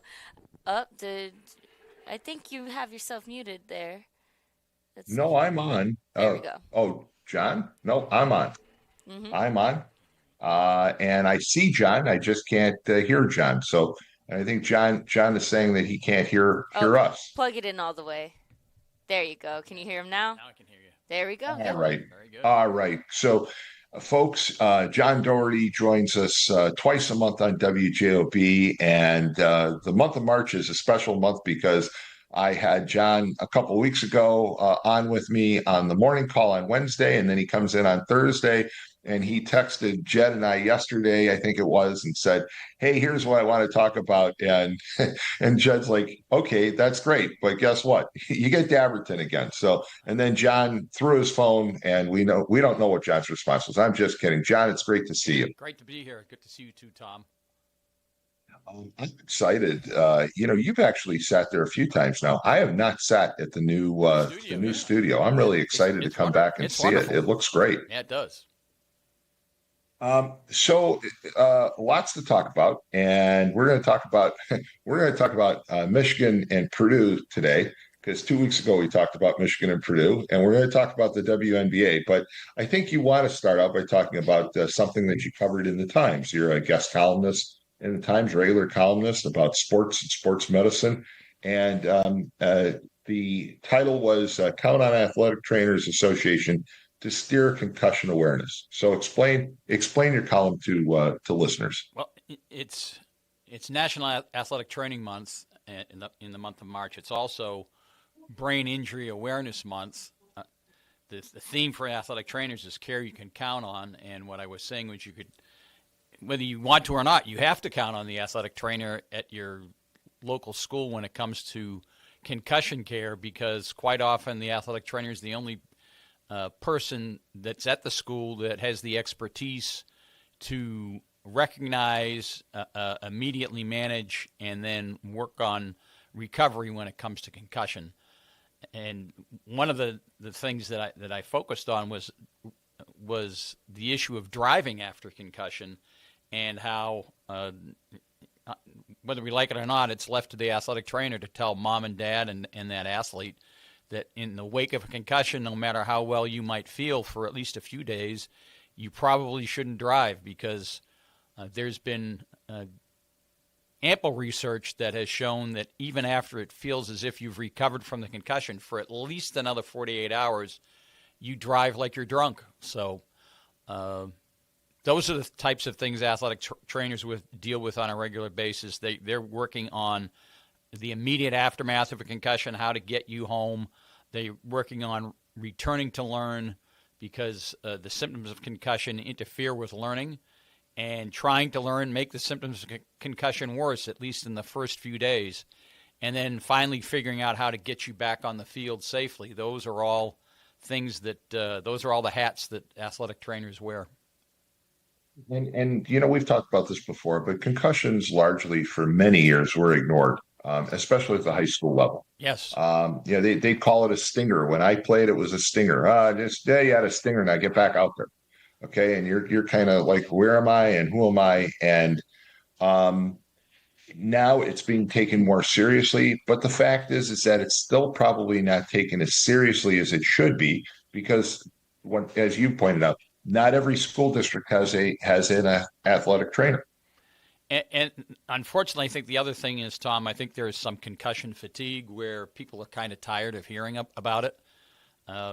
I know I've heard from some people that they're tired of me talking about it, but the issue doesn't go away. Concussion is still there in all contact sports, not just football.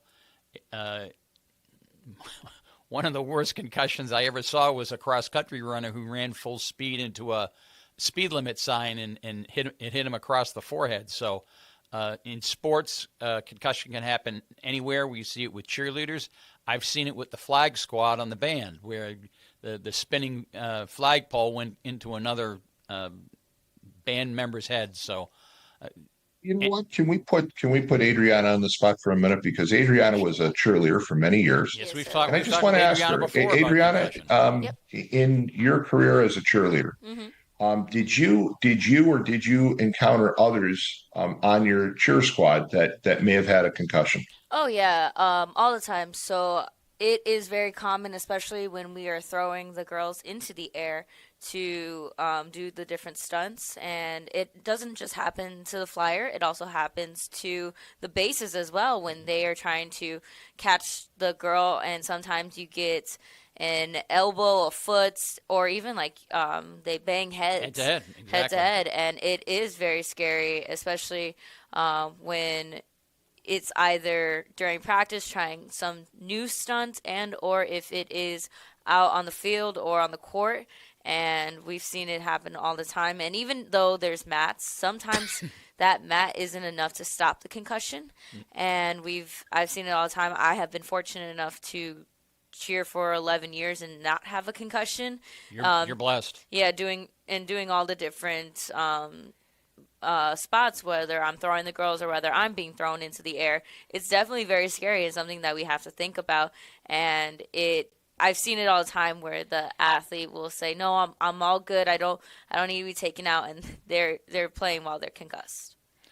Quite often, the symptoms of concussion really don't manifest themselves or make themselves clear enough to somebody until as long as 48 hours after the head's been jostled. So, and then athletes don't like coming out. You mentioned the running into a street sign. I actually remember in high school a very good cross country runner who ran into a tree. And it wasn't, you know what? He was running at Forsyth Park, and of course, Forsyth Park used to be known as one of the great courses for cross country running.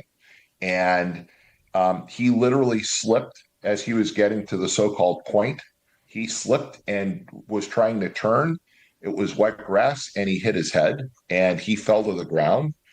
And he got back up and finished the race. But there's no doubt in my mind, because I walked back to Clark Gym with him afterwards. There's no doubt in my mind he had a concussion. He wasn't sure who I was, yet he knew my brothers very well, and he kept on calling me by the wrong name. And he kept on saying, "Hey, Mark." Good sign. It's like, no, I'm not Mark. And he clearly had a concussion, but back then, he told the coach, and the coach was like, "Well, you got a stinger. You'll be all right." And he checked his head and said, "No, you look fine. I don't see any blood." That was the big concern. That's what we call concussion, the invisible injury. It's hard to understand when you can't see it. And when people are suspected of having a concussion and the symptoms are severe enough, they'll do a CAT scan in the emergency room to make sure you don't have a brain bleed. But I love the line that I had a CAT scan and it showed I didn't have a concussion. That is just not so. CAT scans can't show if you have a concussion. Neither can a regular MRI. Sophisticated MRIs, research level MRIs, might actually be able to show a concussion, but we're not there yet. But CAT scans do not show whether or not you have a concussion. They do show whether or not you've had a brain bleed.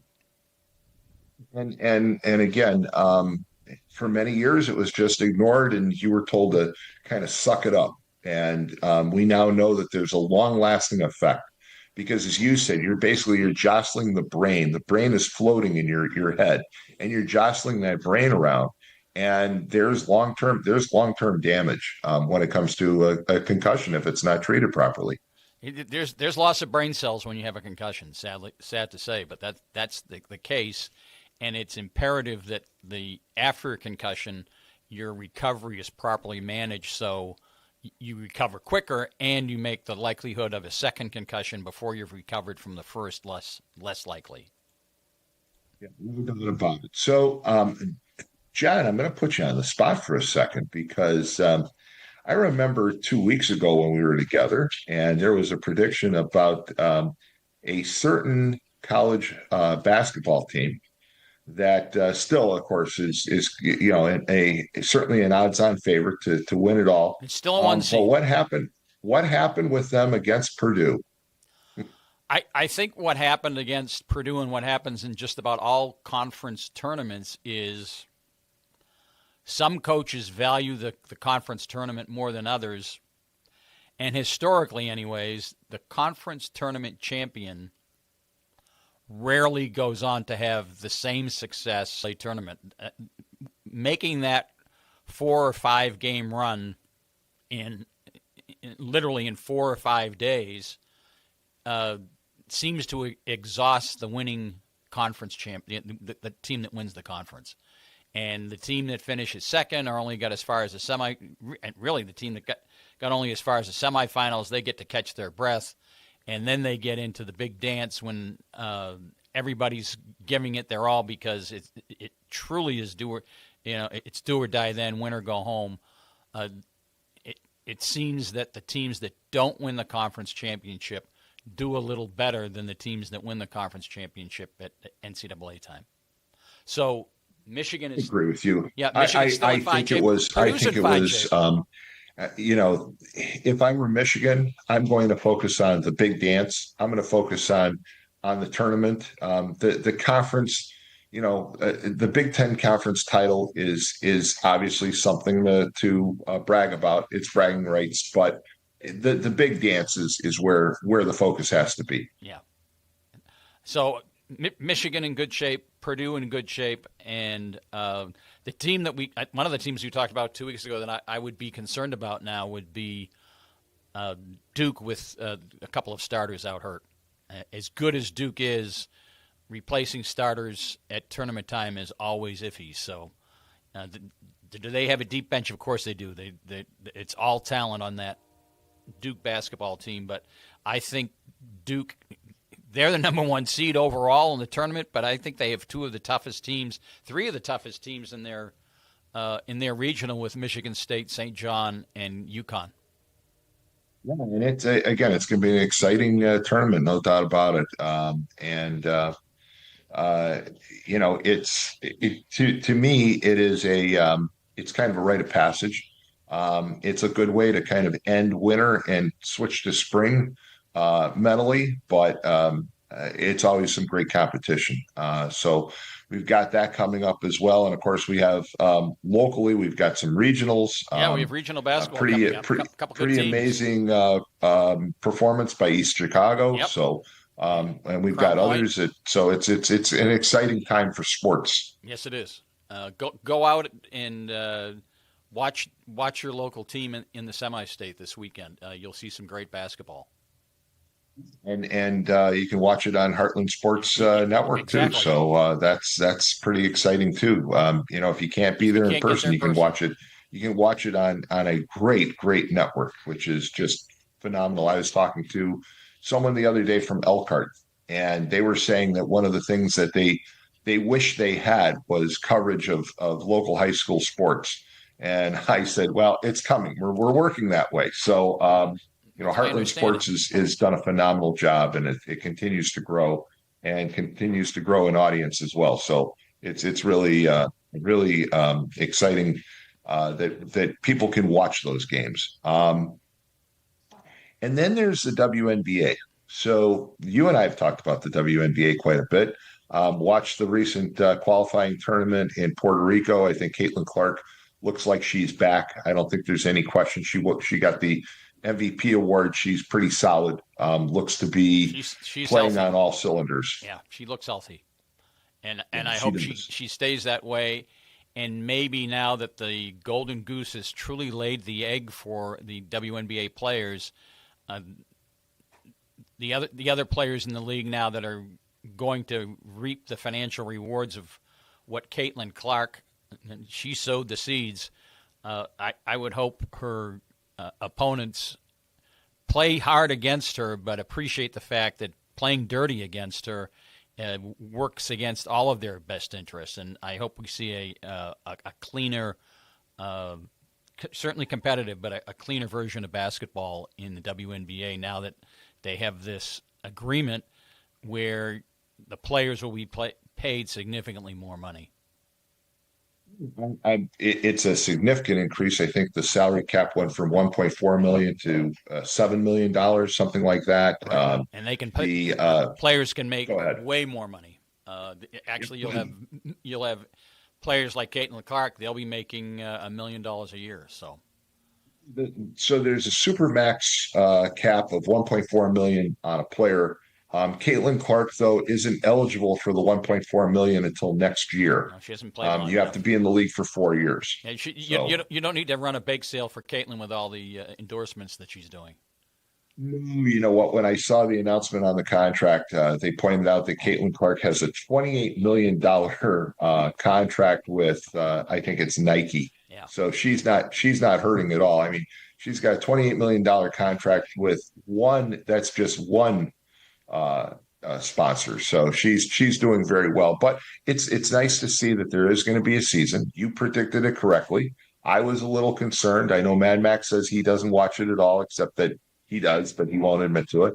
And it's pretty entertaining because I think the competition is a little bit more even in the WNBA than, say, the NBA, where, it's still a point. The NBA, it's just a shooting game. They go down, okay, you shoot a three, I shoot a three, you shoot a three. The WNBA, there's still some competition. There's still some skirmishes going for the ball. There's still there's still a question of who's going to win in the game. And they run an offense and they play some defense. In the WNBA, because of that 24-second shot clock, it's chuck and duck. So do some NBA teams play better defense than others? Of course they do. But there really isn't time to play good offense and good defense in 24 seconds. You got to get a shot up or you've lost the ball. So it's become a 3-point shooting contest in the NBA. We saw a 3-point shooting contest last night in the NCAA playing game with Miami and SMU, and Miami of Ohio, they won the 3-point shooting contest. They didn't, and I still don't totally understand the 2 additional games that they put into I don't either. The tournament, but why they just don't say that it count those games as regular games, but they don't. It seems a little bit odd. Or why don't they even it out and add the additional bracket to all 4 regions? I don't totally understand it, but. Well, it certainly is a windfall for the city of Dayton, Ohio. They had a great crowd last night, since Miami of Ohio was kind of unfair to poor SMU. It was really a home game for Miami of Ohio playing in Dayton. The crowd was all Miami. I mean, it's about maybe an hour and a half away. Not even. And beautiful campus, by the way. Oh, Miami if you've of ever been to Miami of Ohio, campus. It's a mouthful to say, but it's a beautiful campus. It's truly a picturesque facility, and so nice to see them win. But it's going to be an exciting weekend for basketball, no doubt about that. Yeah, around the clock basketball starting today at noon, right? Absolutely, and Donna doesn't realize this, but one of the reasons why I chose to drive back this weekend is because you're be in that car for 21 hours. This is the perfect time to be driving, because you've got those games. And for me, it's not a distraction. It keeps me awake. It keeps me alert, because I'm tuned into the game as well as driving. So it's a great way to pass the time. I hope you hear a lot of good basketball.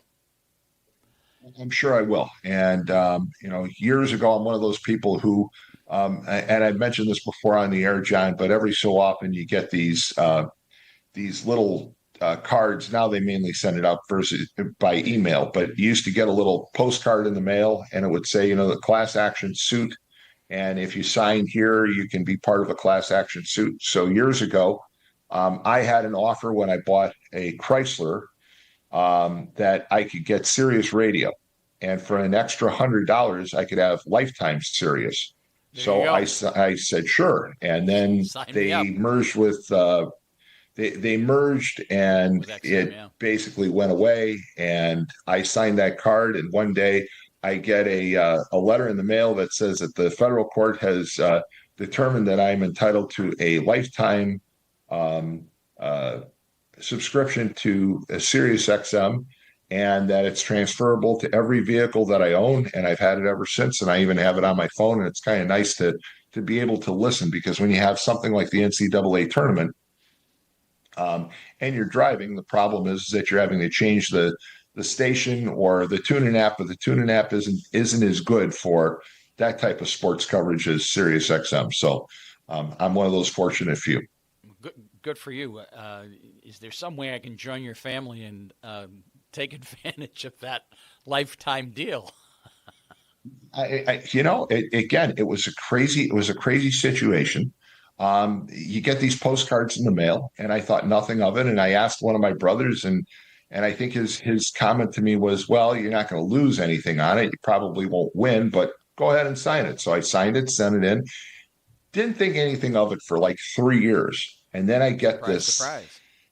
I still remember it was a manila envelope. It said, the federal district court of, somewhere, I think it was New York or Washington. And I thought, oh boy, this looks official. And I'm thinking, what am I in trouble for? And I open it up, and it says, we hereby, notify you that you have this lifetime subscription. And I called Sirius. They gave me the code. I put it in, and I actually Voila. updated my phone one time, and the code changed. And I called Sirius, and the woman was like, "Well, hold on." And she asked for some identification. I gave it to her, and she said, "Oh yes, you're in the settlement agreement. Okay, no problem," and gave me the new code. So no problems. Well, you probably won't have 2 minutes without continuous basketball coverage during your drive. So it's the best weekend, I think, of sports of the year because it's just it's action from one game to the next. I hope there's some Cinderellas. We had the sportsmanship dinner back at the end of February, and thanks to all our sponsors, we've talked about it on the show, but Pat Garrity was our speaker, the general manager from Notre Dame, and he and I started talking about Loyola's Cinderella run back in 2018.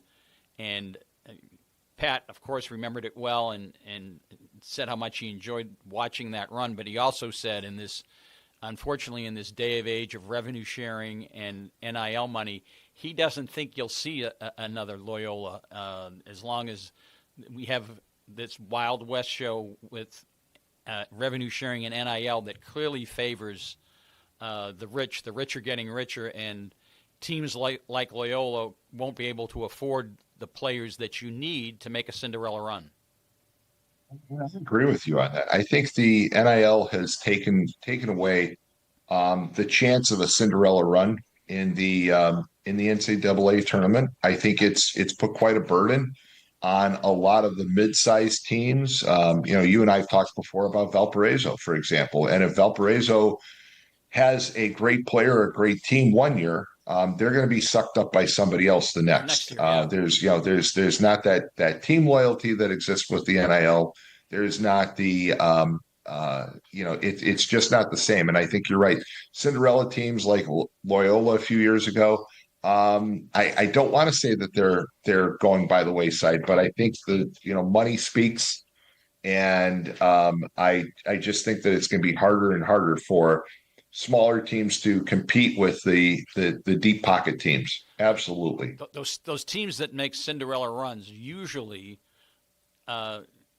even though those players generally aren't very well known before they make the Cinderella run, they tend to be older players, and they won't be allowed to get old at their mid-major school because the year before that Cinderella run, they'll have already caught the eye of a Power 5 school that will steal those better players from that mid-major team.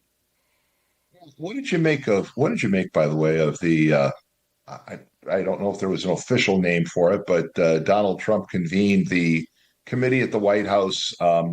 I wasn't very impressed by what I heard. I watched a few minutes of it, and Trump went on and he was talking about Marco Rubio's son, and it just got way off target. But the concept of the NCAA and the sports community coming together to try and make some revisions to the portal, to NILs, to me, I think it's already left the barn door. I don't think you'll ever bring it back. And I'm not sure that I totally am opposed to some of the reasoning, which is that these schools made billions of dollars off these student athletes who got nothing in return. But I also think that there might be some need for some regulation. What do you think? Well, it was interesting. I did follow it, and certainly I paid attention to Pete Vavakowa's comments, which seemed to sum up what all the athletic administrators were saying to President Trump.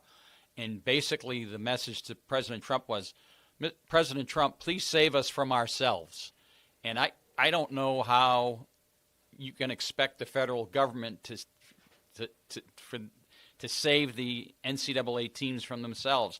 They've got to get some backbone and give their organization, the NCAA, some backbone, because right now the inmates are running the asylum of the NCAA, and you have a toothless president, Charlie Baker, working in Boston remotely, not even at NCAA headquarters, and lots of lip service coming from the NCAA in terms of trying to control unfair competitive advantages, but very little real action. And again, I'm not even sure that it made sense for Donald Trump to attempt to get involved. I know that he believes he's the great negotiator and he can negotiate anything and everything. And I understand that he's friends with some of the people that are involved and some of the people that are concerned. Nick Saban and he have quite a relationship. I understand that. And Saban has been one of the individuals who has been pretty outspoken about that there are some things that need to be addressed or it's going to be a broken system and it's just going to fail at some point. But I don't know. I don't see a lot of progress being made in making the necessary changes to college sports at this point. I just don't. So far, nothing is happening except continued chaos. I think eventually we'll get to a point where at least there'll be some kind of binding contracts on these athletes when they do sign with a school, so there are consequences if they leave.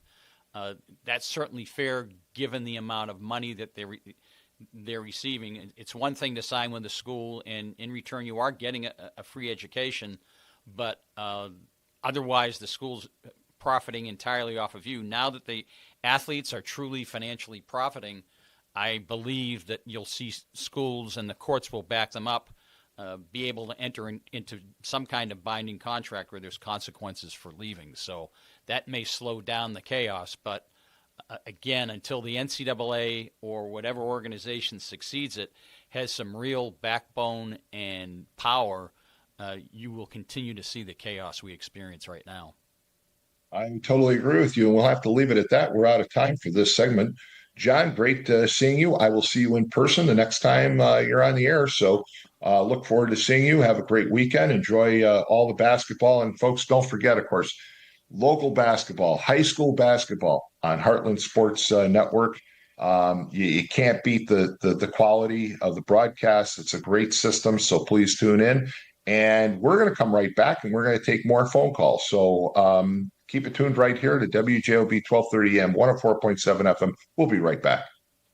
Ogren Insurance, Hammond's oldest family-owned independent insurance agency, now in its third generation providing clients in the Chicago area with products from quality insurance companies to handle your every need. Regardless of driving history, Ogren Insurance can find the right coverage for you at competitive prices. To learn more about the insurance solutions and services we offer throughout Indiana, Illinois, and Michigan, call 219-933-0076 or visit our website, ogreninsurance.com. We're located at 6929 Homan Avenue in Hammond, Indiana. Do business locally with someone you know and trust. When your home needs help, the last thing you need is a faceless corporation or sales-driven franchise. At Myers Companies, we've been proudly local since 1951, born and raised right here in Northwest Indiana. We're family-owned and operated, built on trust, hard work, and integrity. And because we're family, we treat you like family. Your comfort and safety always come first. For HVAC, plumbing, and electrical done right, choose Myers Companies. Local. Family owned. Here for your family. For a fast and friendly car wash, go to Easy Clean Car Wash. Open 7 days a week in 4 convenient locations: Highland, Griffith, Cherville, and Lansing. Free vacuuming, air freshener, and a towel with every wash. It's fast, safe, and gentle. For more information and hours of all our locations, visit myeasyclean.com. Also, see how you can wash your car daily with our $10 Ultimate Wash for only $19.99 per month. Give your car the best clean at Easy Clean Car Wash. From the gas in your car to the heat in your home and the roads that you drive on, our work powers daily life. We are USW Local 71, the proud men and women of the Whiting Refinery. We're not just refinery workers. We're your friends and neighbors, raising our families here, shopping in the same stores, and cheering in the same stands. USW Local 71, powering the region because we are the region.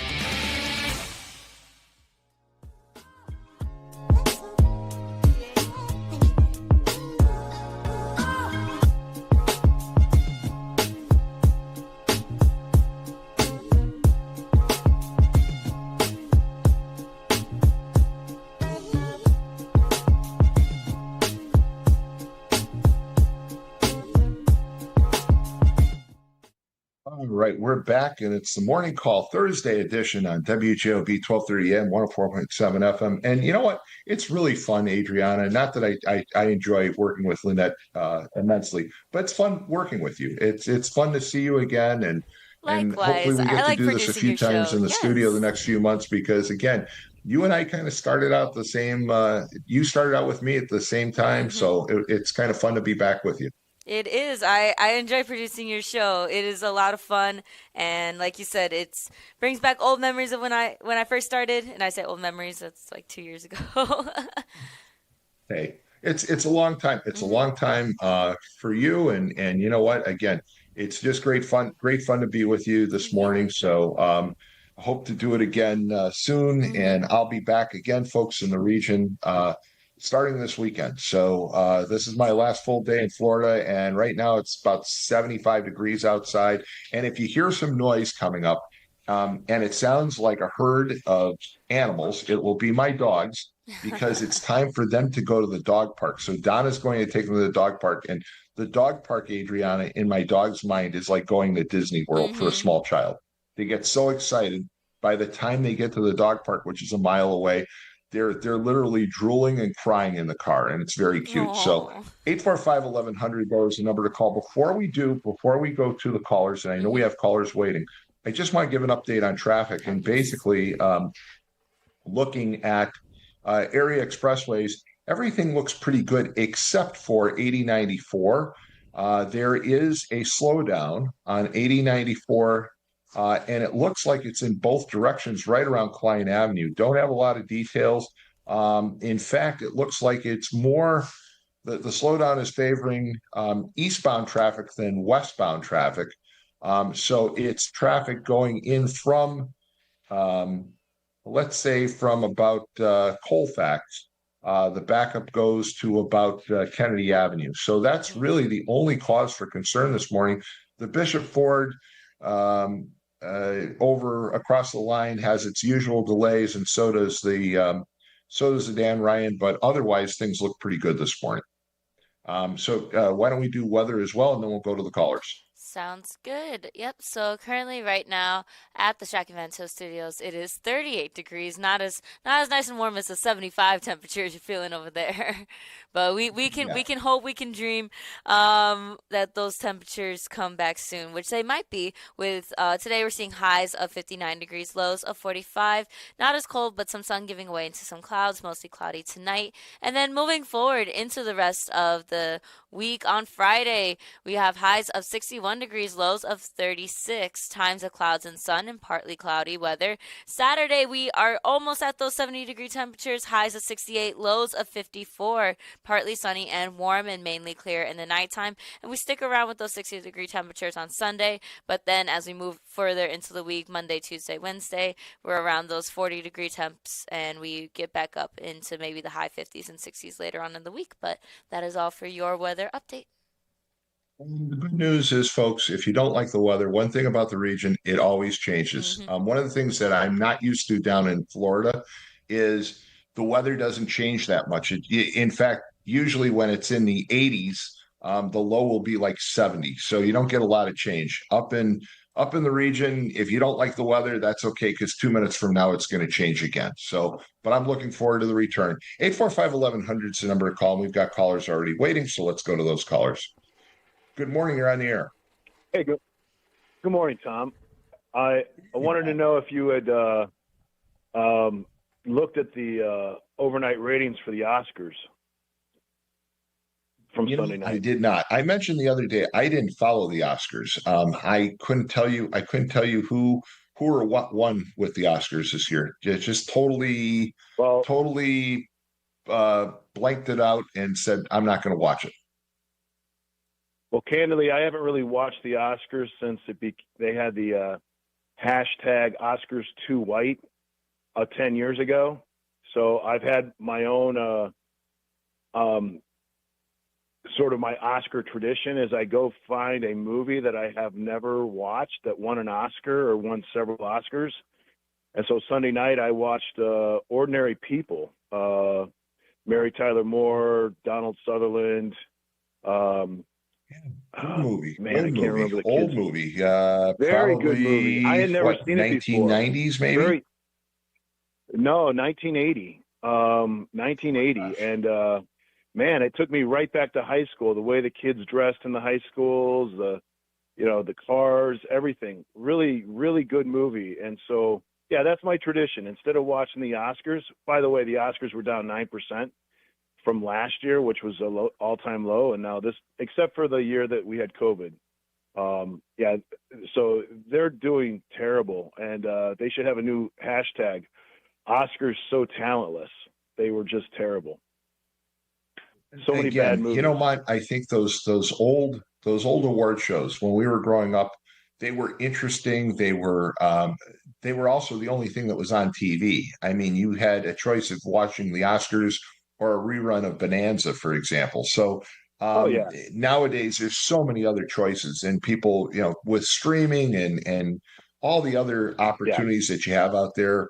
The networks really are struggling. They really are. I mean, there's not a lot of good network television, in fact. I mean, I know Oscars have to do with the movies, but when you look at television, there's not a lot of good television out there. There are two shows that I watched this year. One, I'll ask Adriana about, which is a show called Stumble, which is absolutely hysterical. It's on NBC. That was good. And I watched the reboot of Scrubs, and I always watch Shark Tank as you do, but I don't watch a lot of broadcast television anymore.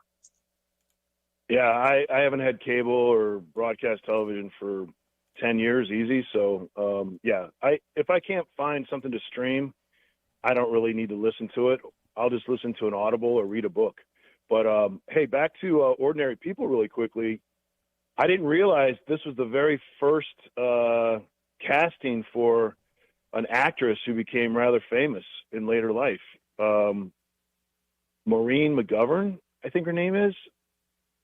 She played Lady Grantham in the series on PBS and now the movies and stuff. Something Abbey, Downton Abbey. Did you ever watch those? Yeah. I you know what? I didn't think about the fact that she was in Ordinary People. You're right. That was her very first movie, cast by Robert Redford. She was in the High School Performing Arts in New York, and he saw her and cast her in this role. So now she's Lady Grantham herself. When it comes to predicting actresses and actors and their success, I'm always drawn to the story that I've told before.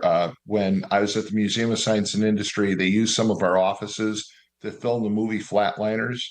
And there was this new up-and-coming actress who was in the movie by the name of Julia Roberts, who walked around on the set basically at the museum, basically just wearing a flannel shirt like she's in the movie without a lot of makeup. And my best friend Rick Mossel said, well, hey, I hear she's pretty attractive. And I said, nah, she's average.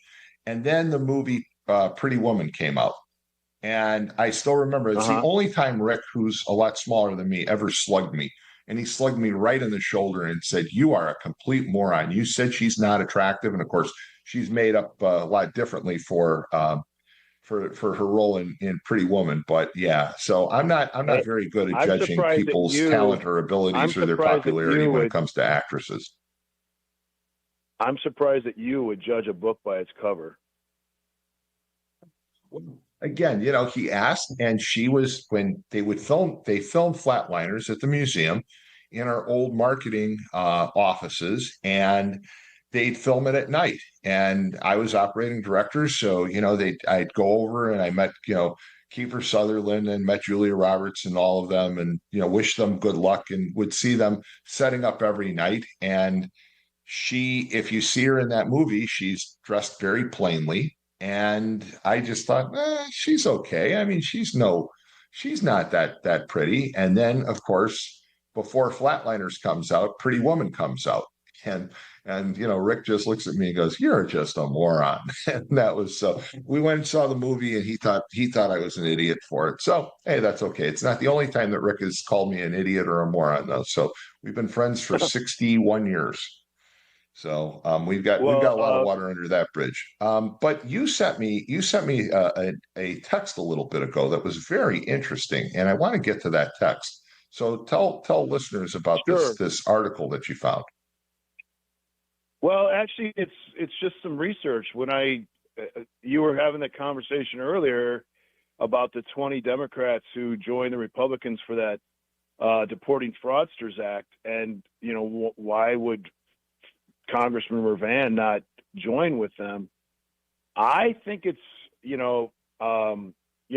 to me, I was just curious to find out if my instinct was that they were 20 vulnerable Democrats in swing districts, and according to this research on Perplexity, most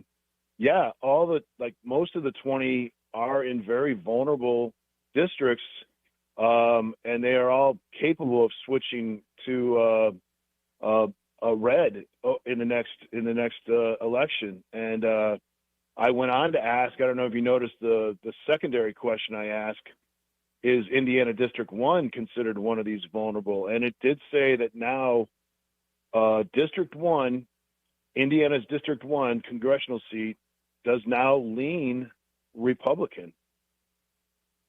I was very surprised by the result of that, and it says that it is definitely a swing or potentially competitive seat at the federal level, and it also goes that on brings to say, up that brings up my point this morning, which is I don't understand Frank Murvan. He says he wants to be a centrist, he wants to be a moderate, he wants to reach out to all sides, he wants to work with Democrats and Republicans. His district has changed quite a bit, yet his voting pattern is just solid Democrat all the way. Votes the party line every time. It went on to say, in various iterations, the Democrats have held this seat since the 1830s, but that this is one of the most vulnerable times for the current Democrat congressman. Pretty amazing stuff. And you think about it, I don't think he's all that politically astute, or he is just following orders. And that's all he does is follow orders. But I find it hard to, I've met the man. I don't know him as well as you do, but how could you be so tone deaf? That's a good way of describing it, and I don't understand it because he is very politically astute. So I think that it's largely the influence. And again, I've had some people on, even Mayor McDermott has pointed out. He's one of several elected officials who said before that Murvan has a difficult situation because he basically, the Democratic Party came to his rescue 4 years ago, and once you're basically beholden to them, I guess it's really, really hard. It's like a bad marriage. It's really hard to get out of. And I would just think that if I were Frank Murvan, I'd say, hey, folks, appreciate your support. I've supported you. And now I'm going to do what I have to do, because you even go on Facebook and you look at the comments, and there are a lot of people who are saying some pretty nasty stuff because, of course, politics in our region is a sport. But some of the comments that I see are from people who I know supported him in the past, and so I'm a little surprised. Yeah. I'd like to think that there's going to be this epiphany where he says, you know what, I'm done with this, and I'm going back, and I'm going to be the old Frank Murvan, and I'm going to be like my dad and reach across the aisle. And that's what I hope for. So I think we'll see what happens. Both of us are pretty emblematic of people who are voters in this region. We voted for Democrats. We voted for Republicans. I frankly am done voting for the Democrats because of what their new, their new mission is, I guess. I think the ones that are running the party extremist right now left views. Yes, I agree. That's very problematic. Yeah, I'm done with it. So, I think Frank is missing the boat here. I think he could have crossed party lines. I think, I could see myself voting for him if he had done stuff like that, like with the other things that the MX mentioned earlier. But yeah, it definitely seems like this party has lost its way for sure. But with Again, that, I'll let you go. I don't hold local Democrats to that issue. I just want to make clear. I think the local Democratic Party is not in bed with the national Democrats. They never have been, and I don't see that as an issue. But when you're running for Congress, it's a different story, and it remains to be seen. Hey, Mont, thank you so much. Thanks for the call. Appreciate it. Bye-bye. 845-1100 is the number to call. We've got another caller, and then we're going to take a break. So good morning. You're on the air. It's too bad that Murvan Jr. did not follow his father's footsteps in politics. Murvan Sr. was very much a centrist Democrat. I frequently bumped into him at the Jewel Osco in Munster, and we always chatted amiably. He knew I was a Republican, a conservative Republican, and so forth. And we always had a friendly relationship. And I think his performance in the Indiana legislature was he was a centrist. He was the kind of guy that could do business with Republicans. Any case, are you familiar with Democracy Now! On the local public television? Yes, I am. Mm-hmm. Good. Just was what I watch it on a regular basis, and a shocker. They had an extensive piece about Cesar Chavez. You remember old Cesar Chavez? He was a farm worker organizer in California, made a saint by the Democrats.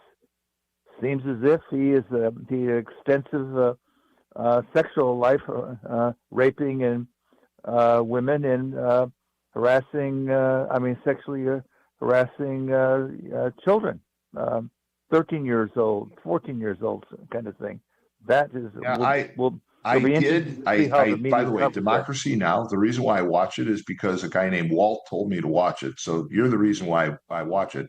But I did see the news reports on Cesar Chavez, and I was pretty upset by some of the allegations. Again, I don't know that we can say 100% that they're true, but the allegations are very unsettling. And at the same time, Cesar Chavez really came to rise in the late 60s, early 70s, and it was a different time and different place.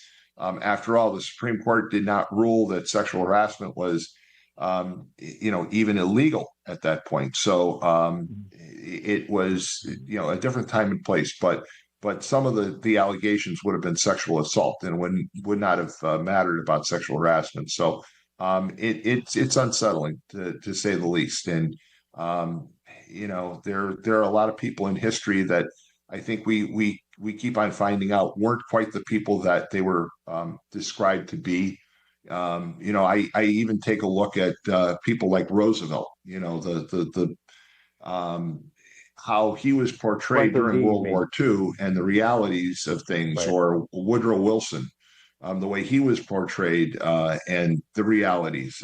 These were people who had really significant and severe medical issues, and it was all covered over. And there are plenty of people that we find out this day and age that historical figures that weren't the people we thought they were. I think it's really silly to put people in politics on a pedestal. It makes no sense to me at all. I don't care whether they're Republicans or Democrats, conservatives or liberals. They have to be watched very carefully. And putting them on a pedestal to make them above criticism. And Democrats are especially bad with that approach. It's just Kennedy, Franklin Delano Roosevelt. Franklin Roosevelt, he was paralyzed from the waist down, but he was a very frisky guy when it came to the ladies. And the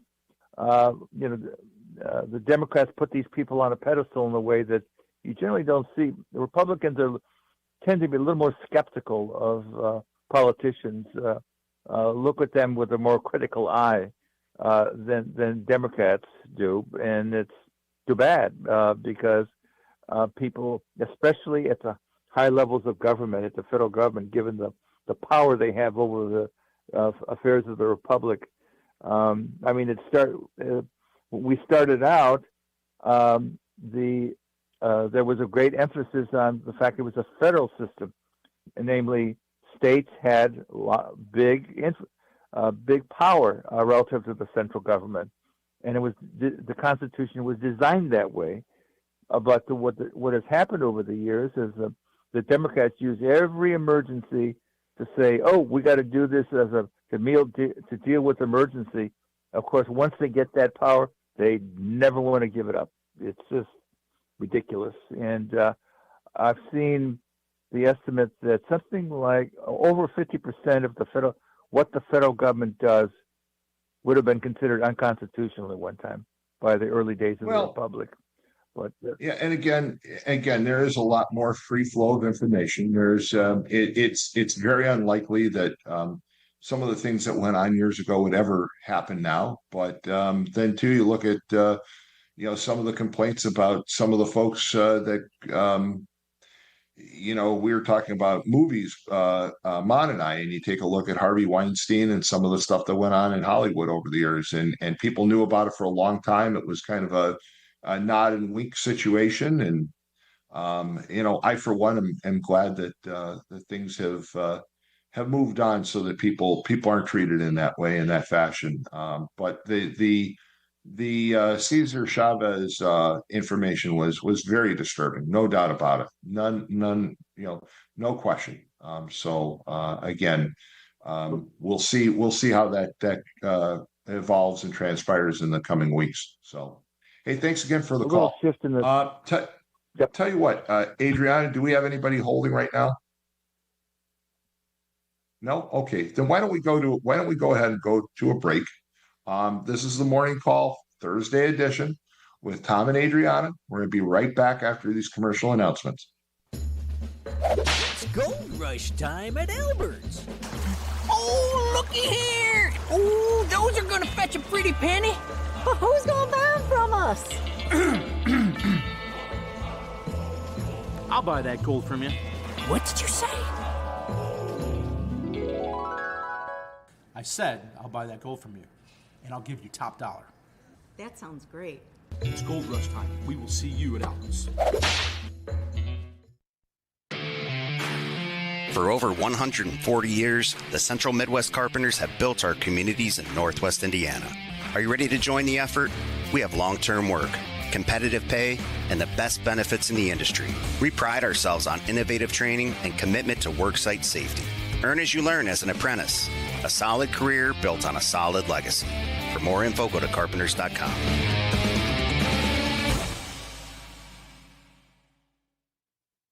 Are you searching for a college where you belong? Calumet College of St. Joseph wants to know you and give you the support you need to succeed. Are you worried about how you'll pay for your degree? 95% of our students receive financial aid, including scholarships and grants. Need some extra help with your classes? You'll benefit from our small class sizes, free tutoring, internship planning, faculty mentors, and so much more. Come experience our accepting, supportive college family for yourself.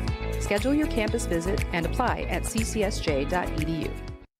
Planting a tree, installing a fence, whether your project is big or small, NIPSCO reminds you to know what's below and contact 811 at least 2 full business days before doing any digging so that utility companies can mark the location of their underground lines. Contacting 811 is free and it's the law. Avoid possible penalties, costly repairs, or injuries. DIY or a pro, safety is in your hands. Every dig, every time.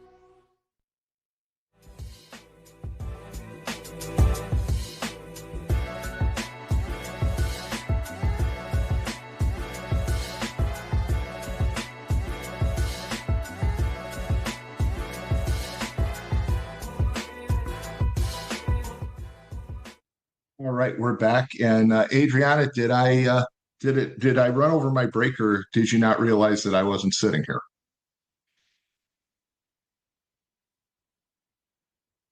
Adriana? I can't hear you. There we go. Now can you hear me? Yes, I can hear Yes. you. Okay. Sorry, no, so you did you all good. realize I was gone, or did I make it within my break? You made it just on time. All right. All right. Well, see, Donna went and took the dogs to the dog park, which is usually my job. And I said I would put the clothes in the dryer if she took the dogs to the dog park. So and I just realized I had to put the clothes in the dryer. So I had to run and do that. So so I didn't get in trouble. So 845-1100, people could care less if I'm washing clothes or not, but that's where I was for your edification. So again, had a lot of callers this morning. It's been an interesting morning so far, and I think we've got another half hour to go, right? Yes, we do. Yep, you are on until 9 And o'clock I today. can't hear you again. I got my microphone on. I can barely hear you. For some reason, you cut out, and then I don't know what happened. Let's see here. No, I got my levels on. I can hear myself through the thing, and I hear it on there. Well, we won't worry about it. I just turned my headphones up, so we'll hear each other. There we go. Do we have any callers holding? Not at the moment, but if they do want to call in, 219-845-1100 is the number. Yeah, and it was interesting this morning when John Doherty was in and talking about concussions, and people for the longest time didn't realize how dangerous. You spent 11 years in cheerleading. That's a pretty dangerous sport. It is. I mean, it really is. It's a very physically demanding sport and very dangerous. And I'm glad that you were able to join in the discussion about the dangers that exist, and the fact that you're throwing somebody up in the air, and if they don't land right, they may get injured, but you may get injured catching them too. So Yeah, I've had my fair share of those. Challenges. I've had my fair share of those. Definitely switching between the roles, I will say, from throwing people to being thrown is definitely scary on both ends, because if we throw them in the air and we don't catch them correctly, or if your hand slips in some way, you're breaking fingers, you're breaking your arm, you're getting concussed, all of these different aspects. But then on the other end, as the flyer and the one that is getting tossed into the air, you are getting bruises beyond bruises everywhere. And it's interesting because of all the different ways we throw them up in the air and different ways we catch them. It's very interesting to see the different dynamics. For instance, like they just introduced this sport last year. It's called stunt. It's similar to cheerleading, but it's more so just all of the different stunting for the girls. And I've seen my fair share of all of those injuries, especially watching their games here at PNW. It's amazing what they can do, but it's also that factor of they have no fear and they just go and they do it. It's crazy. Wow, that's interesting. Have you seen the show? By the way, before we go to callers, have you seen the show Stumble? I have not. No, when you guys are talking about it, I was like, I'm not familiar with that one. So you need to look it up. You can find it on Hulu. You can find it on a number of on demand right now. It finished up its season. Had I think 13 or 14 episodes. It was on NBC on Friday night. And it is one of the funniest television programs that has been on TV in years. It has it's a combination of just stupid humor. It's just funny. It's entertaining. There's no redeeming quality. You're not going to say, "Oh, I love the message that it sends," because there's no message. But it's just funny, stupid humor, and it's built around the idea of a junior college that wants to compete at the national level on cheerleading. They have basically no sports teams, but they have a cheerleading coach who is adamant that they're going to make it to the national championships. And some of the characters that exist in the show are just remarkably funny. And again, if you like stupid humor, you'll love the show, but I would love to get your take on it. So Adriana, the next time it's raining and it's cold outside, I want you to watch it, okay? Definitely. I'm actually on spring break at the moment in time, but I'm gonna have to check it out. Yeah, it's too nice out though to binge on it now. But try and watch it and let me know what you think. I was gonna say I am traveling. 845-1100 is the number to call, and we've got callers, so we'll go to the callers. There we go. Good morning. You're on the air. Yeah, Tom. This is Rick. Hi, Rick. Can you hear me? Yes, I can. Yeah, these people, Gary, everybody wants to vote Democrat, this and that, and that's, they can do that. But I remember when I used to listen to WLTH, they had a African American guy on. He was on from noon to 2. I don't know if he's still on because I don't listen to LTH no more. His last name was Mr. Smith. He used to get 40 calls, every time he was on. And he's a noted Republican. Everybody loved his show. Everybody talked to him about, problems in Gary and what they could do. And he had his opinion and they had theirs. And like I said, I think he had the best show on WLTH. But then when it comes to voting, out the door, Democrat. Democrat, D stands for democracy. Republican, that stands for racism. I just don't get it. How are you going to know how it is on the other side of the tracks if you never go? What you do see these days is you see a huge change in the voting habits of African Americans in the United States. A large percentage voted for Donald Trump, for example. And there are a lot of African Americans in newer generations who are saying, I'm not going to be taken advantage of by one party. I'm going to be independent. I'm going to vote my mind and my position. And there is a huge change. You're even seeing it in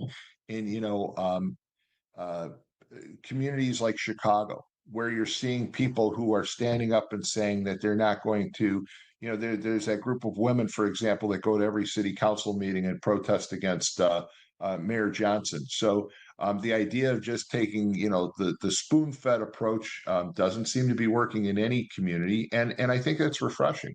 I know a number of African Americans who've told me that,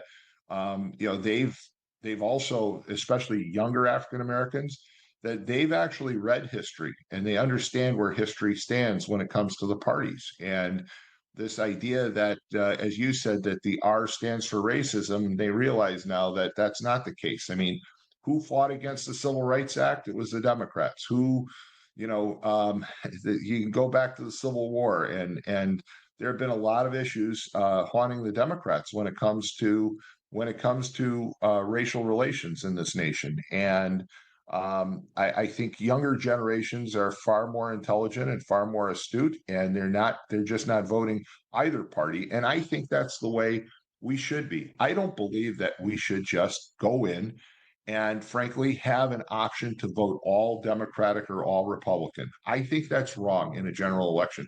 I think you should at least, even if you want to vote for all the Democrats, you have to push each button and make each selection yourself. You shouldn't just have this easy switch, I'll just vote all Democrat or I'll just vote all Republican. I think it's wrong on either party. I think we need to look at the human being, the individual, and their position on issues before we vote. You're right. But two things, and I'll let you go. Number one, why do we have to declare in the primary? And two, I see what you're saying about there are a lot of African Americans that are turning Republican, but I don't see it in Lake County, Indiana. I don't see it in Chicago, Illinois. So until that changes, again, if you look at the numbers, in the last election for president, I think you'd be surprised, especially in Chicago. Northwest Indiana, there were some pretty staunch holdouts for Democratic Party. And especially in some of the more minority centric communities, yes, I agree. But when you look across the line in Illinois, in Chicago, there was a pretty significant shift in the vote. So again, I'm not advocating that everybody abandon the Democratic Party by any means. I'm still a Democrat. I just think that it's wrong to say that you just should go in and vote all Democrat. I think that's wrong. I think it's just as wrong if my friend Andy Quinnell from the Republican Party came in and said you should vote solid Republican. I don't think people should vote that way. I think people should vote on each individual race and say, hey, I like this person. I don't like this person. This person matches my beliefs. This person doesn't match my beliefs. That's how voting should be. And I know it's tradition that you can pull the D or the R, but I just think that's wrong. I think it waters down your vote, to be honest with you. And I think that younger generations aren't doing that. I don't see younger generations saying, frankly, that they want to declare themselves one way or the other. And if they do, they're certainly their voting habits are showing that they're not just voting for one party. Good show, Tom. Thanks for the call.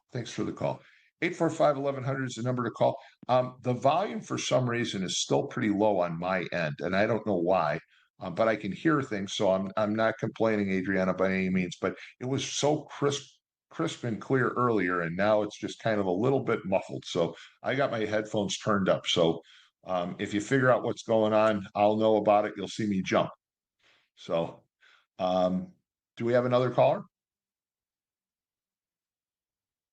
Sorry, I have my mic down because there's a bit of a static for some reason, and I think that's just because the difference of the Zoom computer to our microphones over here, so I always have my thing turned off. But no, we do not have any callers at the moment.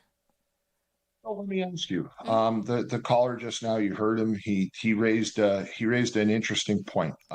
He talking about people voting just one party or the other. I don't see your generation doing that. I see your generation actually being smarter voters than my generation. They flip in between, I will say, yes. Yeah, where you're not going to just go in and say, I'm going to vote one way or the other. You're going to vote basically based on the individuals, right? Yeah, I remember when they first, for at least my first presidential election, when I voted, and seeing, because of course you're going to get around maybe 8 people that are saying, yes, I'm running for president. And then it just dwindles down until we have 2 candidates and then the third party, whomever the third party may be. But I remember seeing those, and I saw a few Republicans. I was like, yes, I would vote for you. I saw a few Democrats, so I'm like, yes, I would vote for you. And then, of course, when it came down to it, you made your decision between Democrat, Republican, or third party. But it was interesting because how you're talking about that one-track mindset of if an individual wants to just go, I've been a Democrat all my life, I'm only going to vote Democrat. I saw the difference in that, and it was more so like, yes, they may have a viewpoint of, say, Republican or Democrat, but they're willing to show that compromise between the two, where it's like, yes, you may not agree with me, but I still want to be able that we come to the table and we compromise on things. We find a middle ground with each other. And I think that's maybe could be something that's happening within this administration that we aren't seeing as much. And if there is an attempt for a compromise, it's not as what's the words I'm looking for? It's not really much, and I don't want to say even playing field. It's not obvious. It's not apparent. It's not apparent. So in this one of the big disappointments that I have with the current administration is the last administration certainly used lawfare and went after candidates and went after people.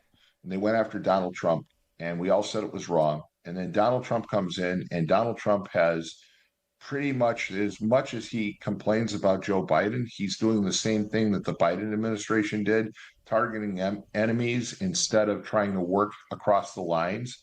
I was real hopeful a few weeks ago when I saw that he reached out to Elizabeth Warren about credit card reform. And I thought, wow, that's amazing that Elizabeth Warren and Donald Trump could find a way to talk to each other, but it was very short-lived. To me, people talk about Ronald Reagan, and of course, you weren't even alive when Ronald Reagan was president, but Ronald Reagan was able to work across the lines.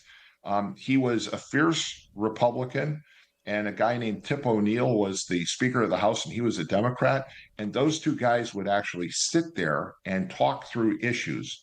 And they banter back and forth, and then they come up with a compromise. And you don't see that in today's politics, at least at the national level. It's all one way or the other and nobody in the middle. And I would like to see us get back to the point where we can talk through issues and come up with a compromise. And it's just not there. I would definitely say that, and if some people may say, no, there is that in this administration, I think it's also because of these government shutdowns that we've been having. All we hear is the Republicans aren't coming to the table. Well, the Democrats aren't coming to the table. I'm like, I don't even know if either of you are at this table that we are referring to. And it's Great point. It's It's a interesting. great point. I mean, look at the shutdown with Homeland Security. First of all, if you're trying to hurt the Border Patrol, you're not going to hurt them because ICE and Border Patrol are actually funded through 2028 through a separate act. So the people you're hurting are the TSA agents, the people that make the airlines safe, the people who handle investigations of threats against this nation. Those are the people, FEMA, if there's a natural disaster like in Lake Village, those are the people that are getting hurt by the shutdown, not the people not the intended target. So let's move on and let's find something else to debate, and let's just get the funding back, because all you're doing is hurting people that really have no dog in the fight. And I'll be honest with you, I still believe that Congress should have a mandate that anytime there's a shutdown, even a partial shutdown of government, that they don't get paid until it's resurrected. And I guarantee you that all those shutdowns would be a thing of the past. I was going to say we'll only have maybe a day or two of a shutdown. Exactly. It'd be like, how fast can I vote so I get my paycheck? 845-1100, we've got a caller, so let's go to the caller. Good morning, you're on the air. Tom, good morning again. You just told the last caller you have to look at the individual person. MX read Frank Murvan's voting record. Earlier in the show, you asked Adriana, or you told Adriana, sometimes you worry about your daughter more than your son. Is Frank Murvan providing a better future for your daughter with the way he's conducting business in his voting record right now? No. And when MX called this morning and went through all the things that Frank Murvan has voted against, I totally agree with the list that MX read this morning. Murvan has not represented me on transgender sports. He hasn't represented me on Homeland Security. He hasn't represented me on a whole number of issues, and I'm very disappointed. I agree with you. And those are the issues that he needs to change, and change dramatically for him to get this vote. But I think for a lot of people in Northwest Indiana, and once again, he talks a good game. He talks about, I want to be a moderate. I want to work with all sides. But his voting record shows otherwise. And that's a real problem. And it's a problem for me, for you, and for a lot of people. And again, it's when you get down to the issues, okay? We can vote for nice people. Look, I've said this before about Tom McDermott. Tom McDermott can be belligerent, argumentative, difficult. He will argue things till you're blue in the face. But what I like about Tom McDermott is just that. He will argue with you, and then he'll listen to the argument, and he'll change his views. He'll change his views. He'll change his stance. He will work to compromise. Okay, I don't know any mayor that works to compromise more than Tom McDermott. And again, I've represented Tom McDermott in negotiations with unions. I've seen where he says, we're going to do this, this, and this.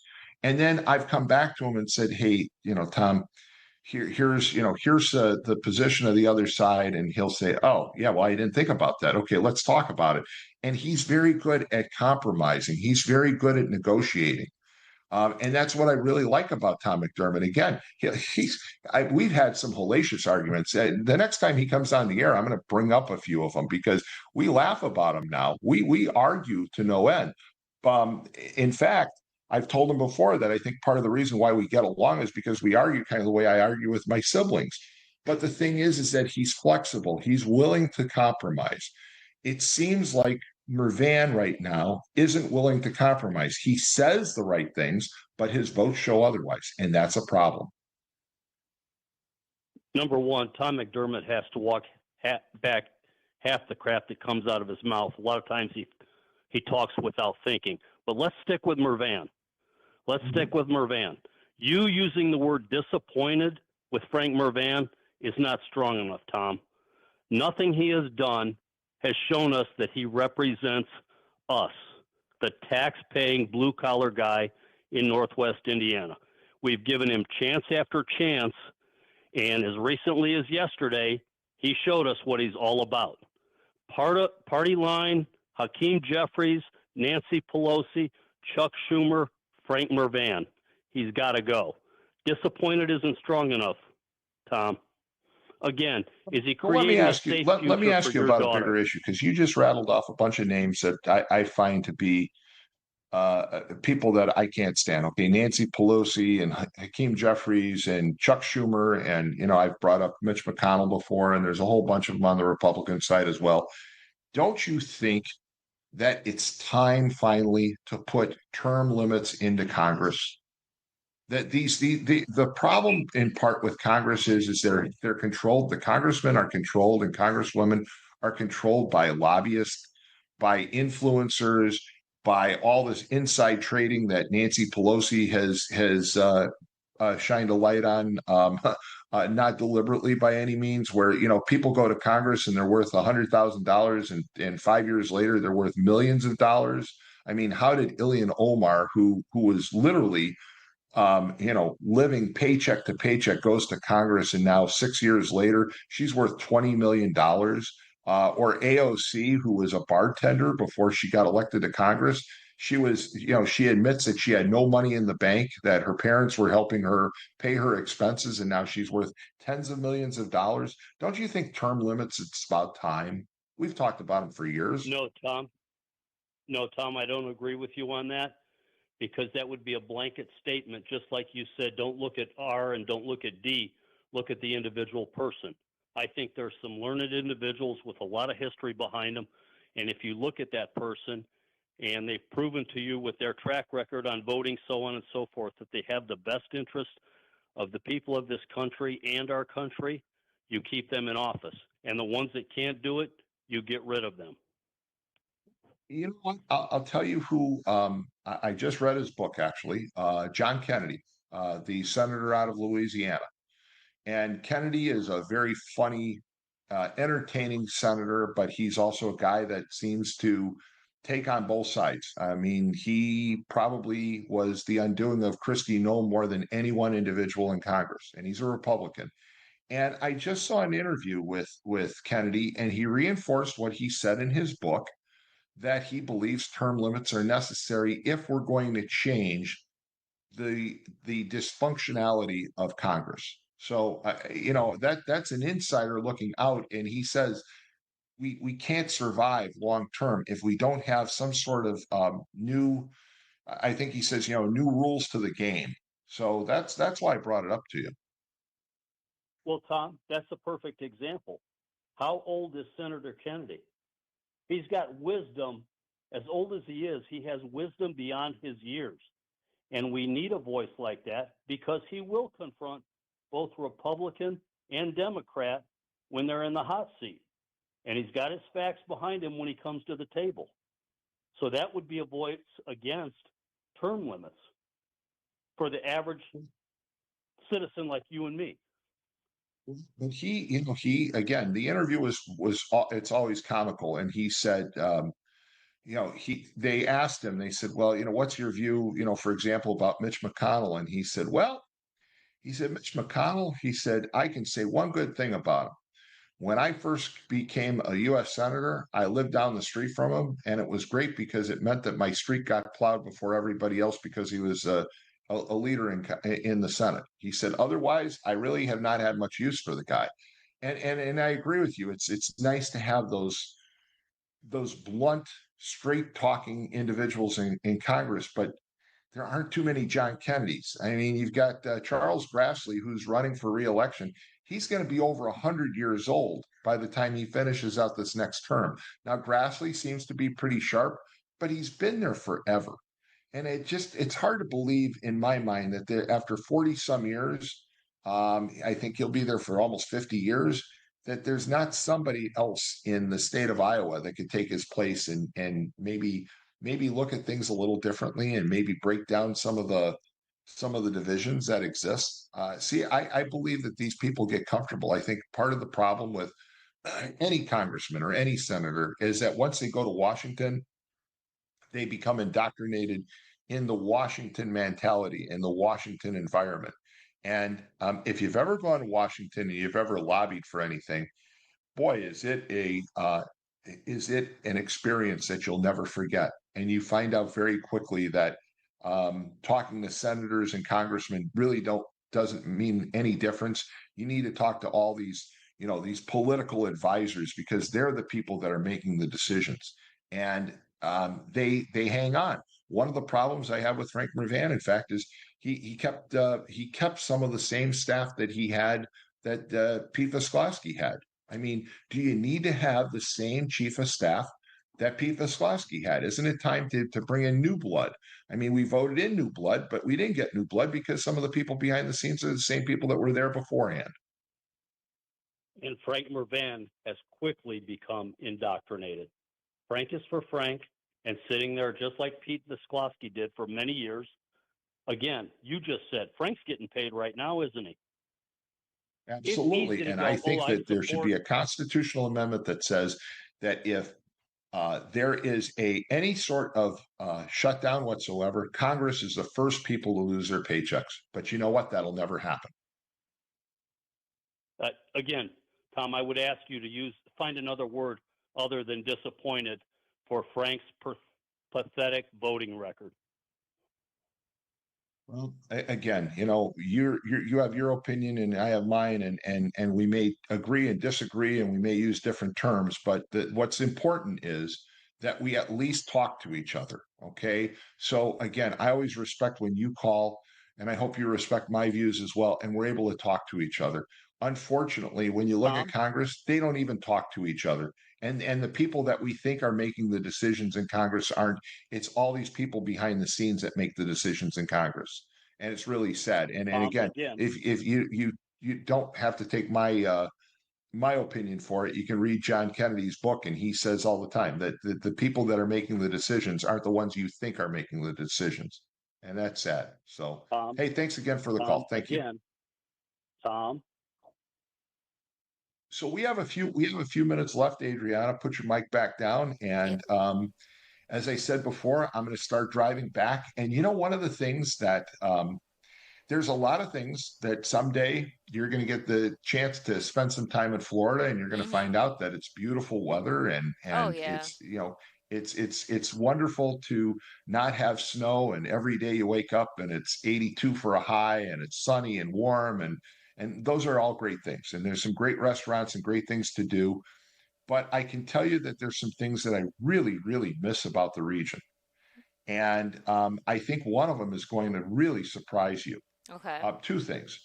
One is you can't find good Mexican food in South Florida. I will say that is definitely one thing the region does have. And so funny you mentioned that. I'm actually visiting one of my friends in Muncie, Indiana this weekend. She goes to Ball State University, and one thing that she did say is that there's not really any good Mexican food.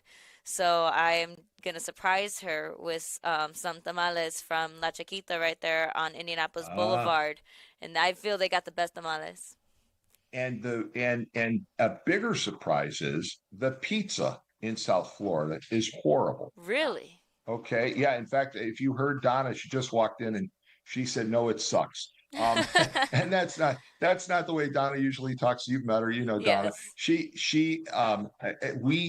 To find good pizza in South Florida is almost impossible. In fact, good pizza in South Florida amounts to chains like Jets and Domino's is actually decent pizza down here. One of the things they do that I think is just disgusting is you get a sausage pizza, and it's not crumbled sausage. They slice the Italian sausage in pieces, and it looks like sliced hot dog on a pizza. It's horrible. Oh, wow. No, what are they doing? and the sauce, no, the sauce basically tastes like taking Contadina tomato sauce and throwing it on a piece of crust. It's really, really bad. It's not good at all.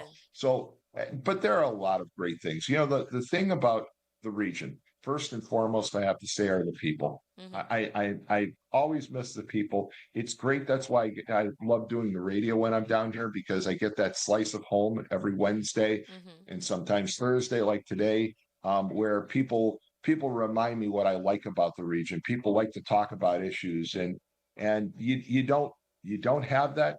Sometimes it's good, sometimes it's bad, but I enjoy the people of the region as well. And I have to say, As much as I enjoy the fact that it's always sunny and warm down here, it's kind of nice to have some of that change as well. So I'll throw that in there. Although I only want the change for 1 or 2 days, and then it goes Donna back. is giving me the like, nope, cut that one off. That's not the case. But it'll be great to be back. It'll be great to be back in the new studio, and I'll get to see the new digs. When I left in early January, it was a project under construction. And one thing about WJOB and my knowledge of its history, it's always kind of been a project under construction. And that goes back even before the very building that you're in, back when they were on State Street in downtown Hammond. It's always been kind of a project under construction. So that hasn't changed, but it'll be good to see everybody. And again, I'm hoping for a good carefree drive. Looks like the weather's going to cooperate. It'll be nice to get up there and be in the 60s. And and I do want to mention again, once I'm back, I've got some interviews coming up. I've got Bishop McClory is coming on. Mayor McDermott's going to come on. Barb Regnitz is coming on. Frank Murvan may or may not come on, but I've got a lot of guests coming up the next few months. Dan and Lonnie Randolph definitely will be on. So we'll have lots of great guests too for people to call in and ask questions too. So keep it tuned right here all day, all week to WJOB 1230 AM, 104.7 FM. Thank you so much to Adriana Alvarez. You wonderful, and it's great to be with you this morning and spend 3 hours with you. And you're on spring break. Go home and get some sleep. Okay. And folks, I will see you next Wednesday, God willing. Take care of yourselves, and don't forget Heartland Sports Network. Great basketball this weekend and every weekend. Take care, folks. Have a great day. If you're thinking of finishing your basement, installing outdoor